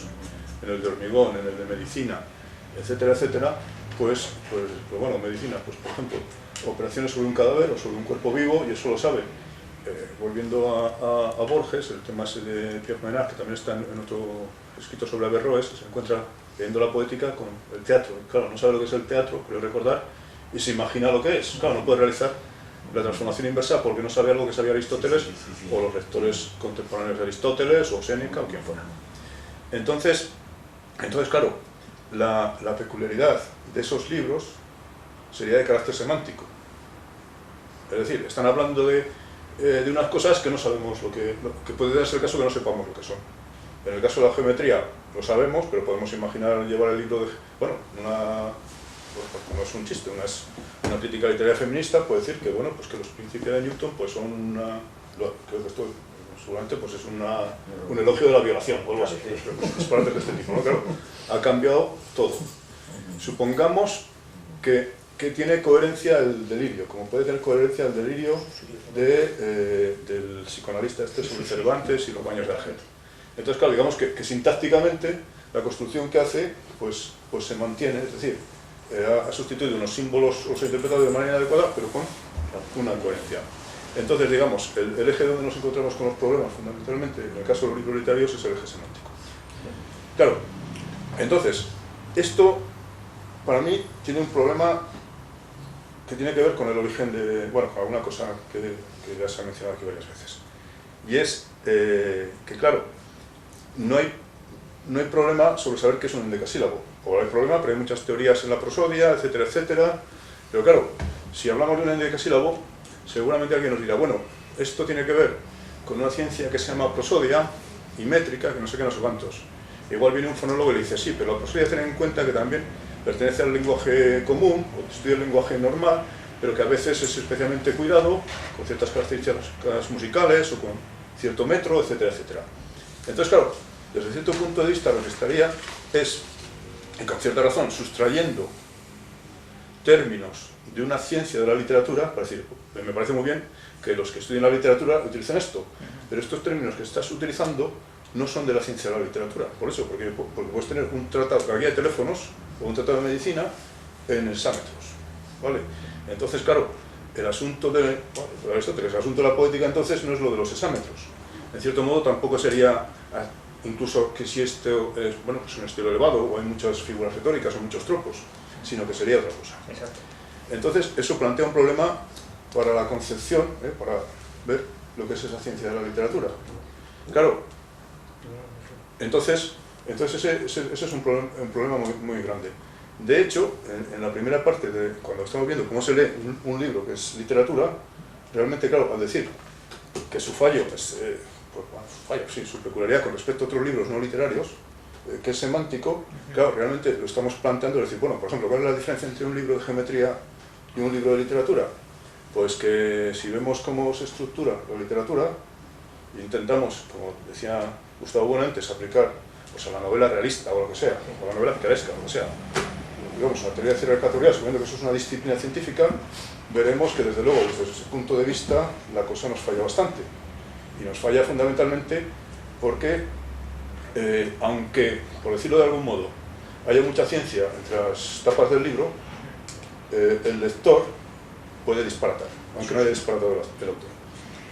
Y eso es lo que hacen los escritores, por así decir, ser menos rigurosos en ese sentido que los autores de libros de geometría. Por ejemplo. Y entonces, claro, es... Un criterio que se me ocurre que se podría aquí discutir. Esta diferencia, ¿qué tiene que ver con las instituciones? Hay una respuesta posible. Un momento, termino la idea, que es la siguiente.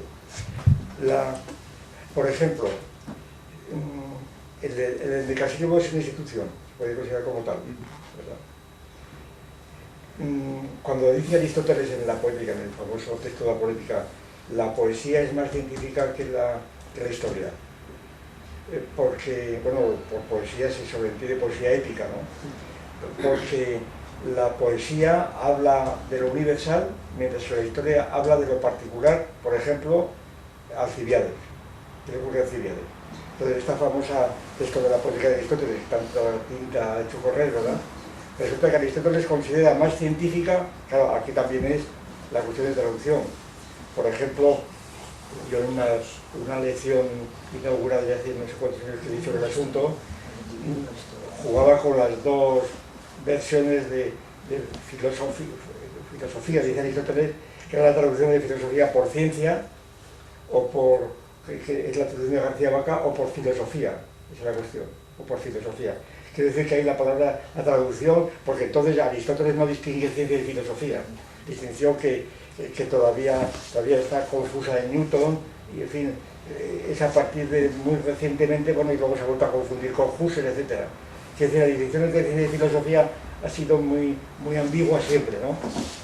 Cuando Husserl escribe el famoso libro La filosofía como ciencia rigurosa, allí quiere reducirla, o la filosofía es ciencia o no es ciencia, ¿no? Y entonces la otra tradición positivista, ¿no? la filosofía específicamente la no ciencia, en el caso de Claude Bernard sobre todo, ¿no?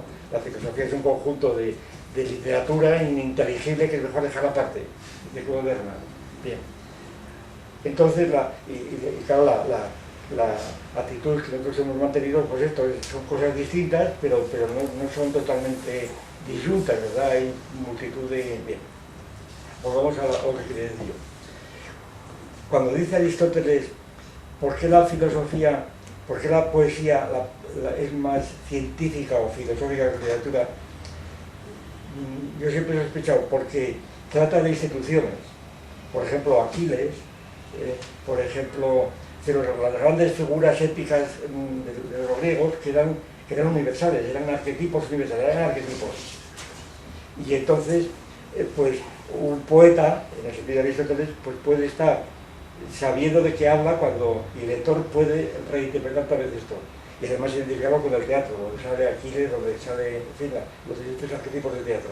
Es decir, está, y entonces la conexión de la literatura con el teatro. Entonces están ahí los arquetipos casi representados perfectamente y son arquetipos universales. Entonces cuando se rompe en la literatura esta posibilidad de la transformación inversa de obtener un invariante que sería el sentido del texto, ¿verdad? El invariante del actor y lector y de los lectores, es porque no hay instituciones. Es decir, porque todas estas obras literarias en donde salvo que fije el censor o el exégeta o el traductor, que fije ya cuál es el arquetipo, ¿verdad? Entonces, cada cual puede tener arquetipos diferentes y entonces es natural que no haya arquetipos y que no haya esa relación entre el autor y el lector. Bueno, independientemente de que sean científicos o no, sí, va a intervenir ahora entonces Jesús y luego hacemos un paréntesis para descansar. Bueno, pues claro, las cosas que se dicen son efectivamente las que están en la llaga, ¿no? Hay que poner el dedo en la llaga. Entonces, yo fui tomando referencia de todas y espero que no se me olvide nada, pero la que usted planteaba inicialmente, es decir, claro, ¿qué quiere decir que leemos a Cervantes? Es decir, ¿qué relación hay entre un autor y un lector? Claro, es una relación que tiene que estar codificada normativamente, porque si no, entonces cada uno puede entender lo que le dé la gana, ¿no? Yo conocí a una persona que decía que cuando leía El zorongo gitano de Lorca, ¿verdad? Lorca lo había escrito pensando en ella. Cuando Lorca murió en el 36, esa persona nació hace 20 o 30 años, ¿verdad? Entonces, claro, aquí hay un problema, ¿no? En ese punto, entonces o normalizamos las relaciones y la mente o disparatamos. Entonces yo aquí opté, siempre tomando como referencia su sistema de pensamiento, es decir, ¿qué es un autor? Entonces, claro, aquí estamos tratando de interpretar las ideas objetivadas formalmente en los materiales literarios. Ahí está la gnoseología citándonos en su espacio. Entonces, un autor es el artífice de las ideas objetivadas formalmente en el texto literario.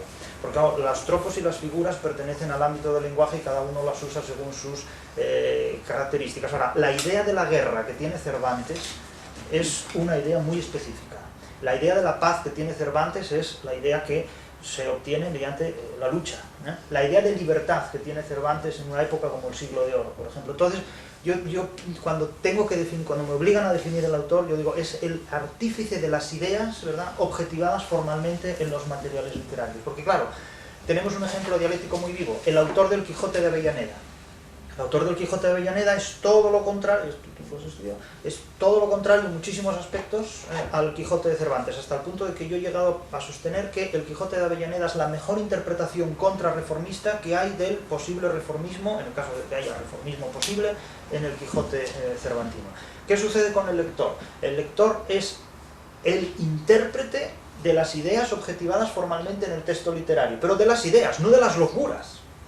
Claro, porque no se puede interpretar el texto literario para, lo que hoy sucede en la posmodernidad, justificar la posición moral del intérprete en el mundo, y el mundo es el gremio, ¿verdad? Entonces yo soy feminista y entonces voy a leer el Quijote para justificar la moral feminista, es decir, las normas que cohesionan el grupo de las feministas en el mundo, y entonces leo el episodio de la pastora Marcela como un alegato feminista, cuando la pastora Marcela es un personaje de ficción puro, porque es alguien que juega a ser pastora, que se disfraza a ser pastora, porque ni es pastora ni es nada por el estilo, ¿verdad? Es como una cooperante rica del mundo occidental que va al submundo, al tercer mundo, y cuando quiere dejar de estar en él se va. ¿Verdad? Entonces son personajes de ficción, pero las feministas interpretan esto como si fuera una Dalí. Cuando, por ejemplo, es mucho más feminista Lustinda que la pastora Marcela, porque la pastora Marcela interpreta lo que no es y Lustinda tiene que jugarse la vida, ¿verdad?, para recuperar su posición jurídica en esos contextos. Entonces, claro, el lector es el que interpreta las ideas objetivadas formalmente en el texto literario. A veces el autor puede introducir ideas en las que él no ha pensado y que el lector descubre, sobre todo con el paso del tiempo, si esas ideas han dado lugar a consecuencias históricas, por ejemplo, en ese punto. Y después, claro, la figura del intérprete. Yo he insistido siempre en diferenciar el lector del intérprete o transductor, porque el lector es un individuo que puede no superar el autologismo, es decir, uno lee en su casa un libro y ya está, pero no puede salir de su casa y obligar a que ese libro se lea, a menos que sea profesor, o a menos que sea ministro de educación, y entonces puede proponer como lectura obligatoria esto. Pero claro, aquí ya pasamos del autologismo o a un gremio, por ejemplo, es decir, el gremio feminista obliga a sus miembros, si permite la palabra, a leer esos textos, ¿no? Y si no las leen, las recriminan. O el gremio católico puede obligar a leer un catecismo y si no lo lees te expulsan, etcétera, etcétera. Eso es un gremio. Pero esta gente, por ejemplo, los feministas u otros posmodernos que han gremializado las masas, porque eso se ha producido una gremialización de las masas, ¿verdad?, creen que pueden hacer un mapamundi de su gremio. Es decir, creen que pueden hacer de su gremio un canon. Pero claro, el canon, como sabemos, hay que hacerlo mediante una crítica dialógica, logoterápica, incluso ontológica, porque hay que destruir muchas cosas para poder construir las propias en ese punto. Entonces, cuando las interpretaciones son normativas, ¿verdad?, entonces sabemos a qué atenernos. Y no es lo mismo una interpretación gremial, cuyas normas son para una familia, un clan o un grupo autista, ¿no?, como paranormal incluso, porque viven en un mundo que solo existe dentro de su mundo, que cuando se construye algo normativo, que es lo que nos permite que todos nos entendamos. Porque claro, si en el Código de la Circulación hay un grupo que instituye normas de circulación propias, pues no podrá circular. Tendrá que ir a circular, pues no sé, a otro planeta, porque en este no puede ser. Esto es lo que se pretende incluso con los nacionalismos, ¿no?, que en definitiva pretenden generar un mundo aparte dentro del mundo. Entonces pretenden hacer eso, un mapa mundi de Coyoto, por ejemplo, ¿no?, o algo así. Eso no es posible. Lo mismo pasa en la literatura. Pretenden que el genoma de la literatura sea, por ejemplo, feminista. Y es que no puede ser, porque el genoma de la literatura ni es cervantista, ni es aristotélico, ni es feminista, ni es nada. Es decir, es algo mucho más complejo que toda esta cuestión, ¿no? De tal manera, lo que hablábamos antes también, de decir, ¿qué es lo que diferencia a los tratados del Tratado de Geometría de Euclides de un poema de Lope de Vega? Claro, muchas cosas. Pero a esto nos exige dar una definición de qué es la literatura, dar una definición que es el resultado de haber progresado y regresado constantemente, de los materiales a los fenómenos. Entonces, cuando uno va y vuelve en esos viajes, comprueba en efecto que la literatura es una construcción humana, porque está hecha por seres humanos, no por dioses ni por extraterrestres.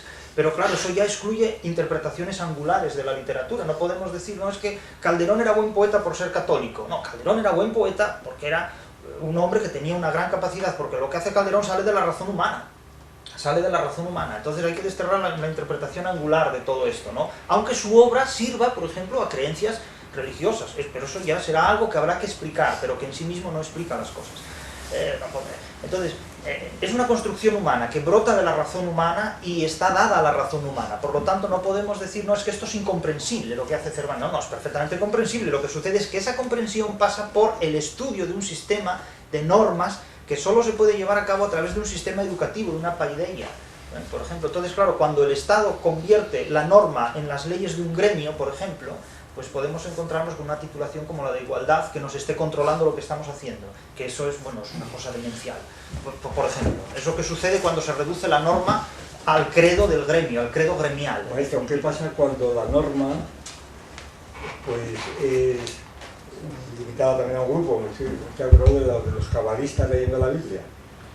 Es decir, los cabalistas tienen unas normas para interpretar la Biblia que no es compartida por nadie. Bueno, y hay cabalistas, bueno, que todos habremos conocido alguno de estos, ¿verdad?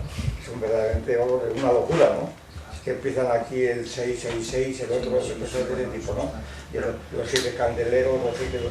Entonces es una cosa de locura, pero tienen una norma entre ellos. Y esa norma está totalmente desviada con respecto a... Pero es como si dijéramos la norma de un gremio. Ahora usted imagínese que ese gremio tiene un ejército y toma el poder de un Estado. Pues claro, eso es el problema, ¿no? Porque Lutero triunfa porque tiene un ejército que lo apoya. Si no, no hubiera existido la Reforma. Por tanto, la norma en relación con el poder es fundamental, es fundamental. Claro. Es fundamental. Marcelino, no sé si haces caso, es una cosa sobre la geometría. Sí. Por lo que he podido saber, la NECA está informando las memorias de verificación de los títulos de grado de letras, añadiendo siempre lo de que tienen que incrementar los contenidos sobre igualdad, no sé qué, no sé cuántos. En cambio, los de ciencias no proponen. Eso es un disparate impresionante. Bueno, hacemos un descanso, qué sé yo, media hora o así, o no sé bien, hasta las 12:30 y luego Descansar un poco de oír. sí, ¿no? Volvemos a Porque tiene mucho que decir. pues hasta las 12:30. me está fijando que aquí hay un libro que no tengo.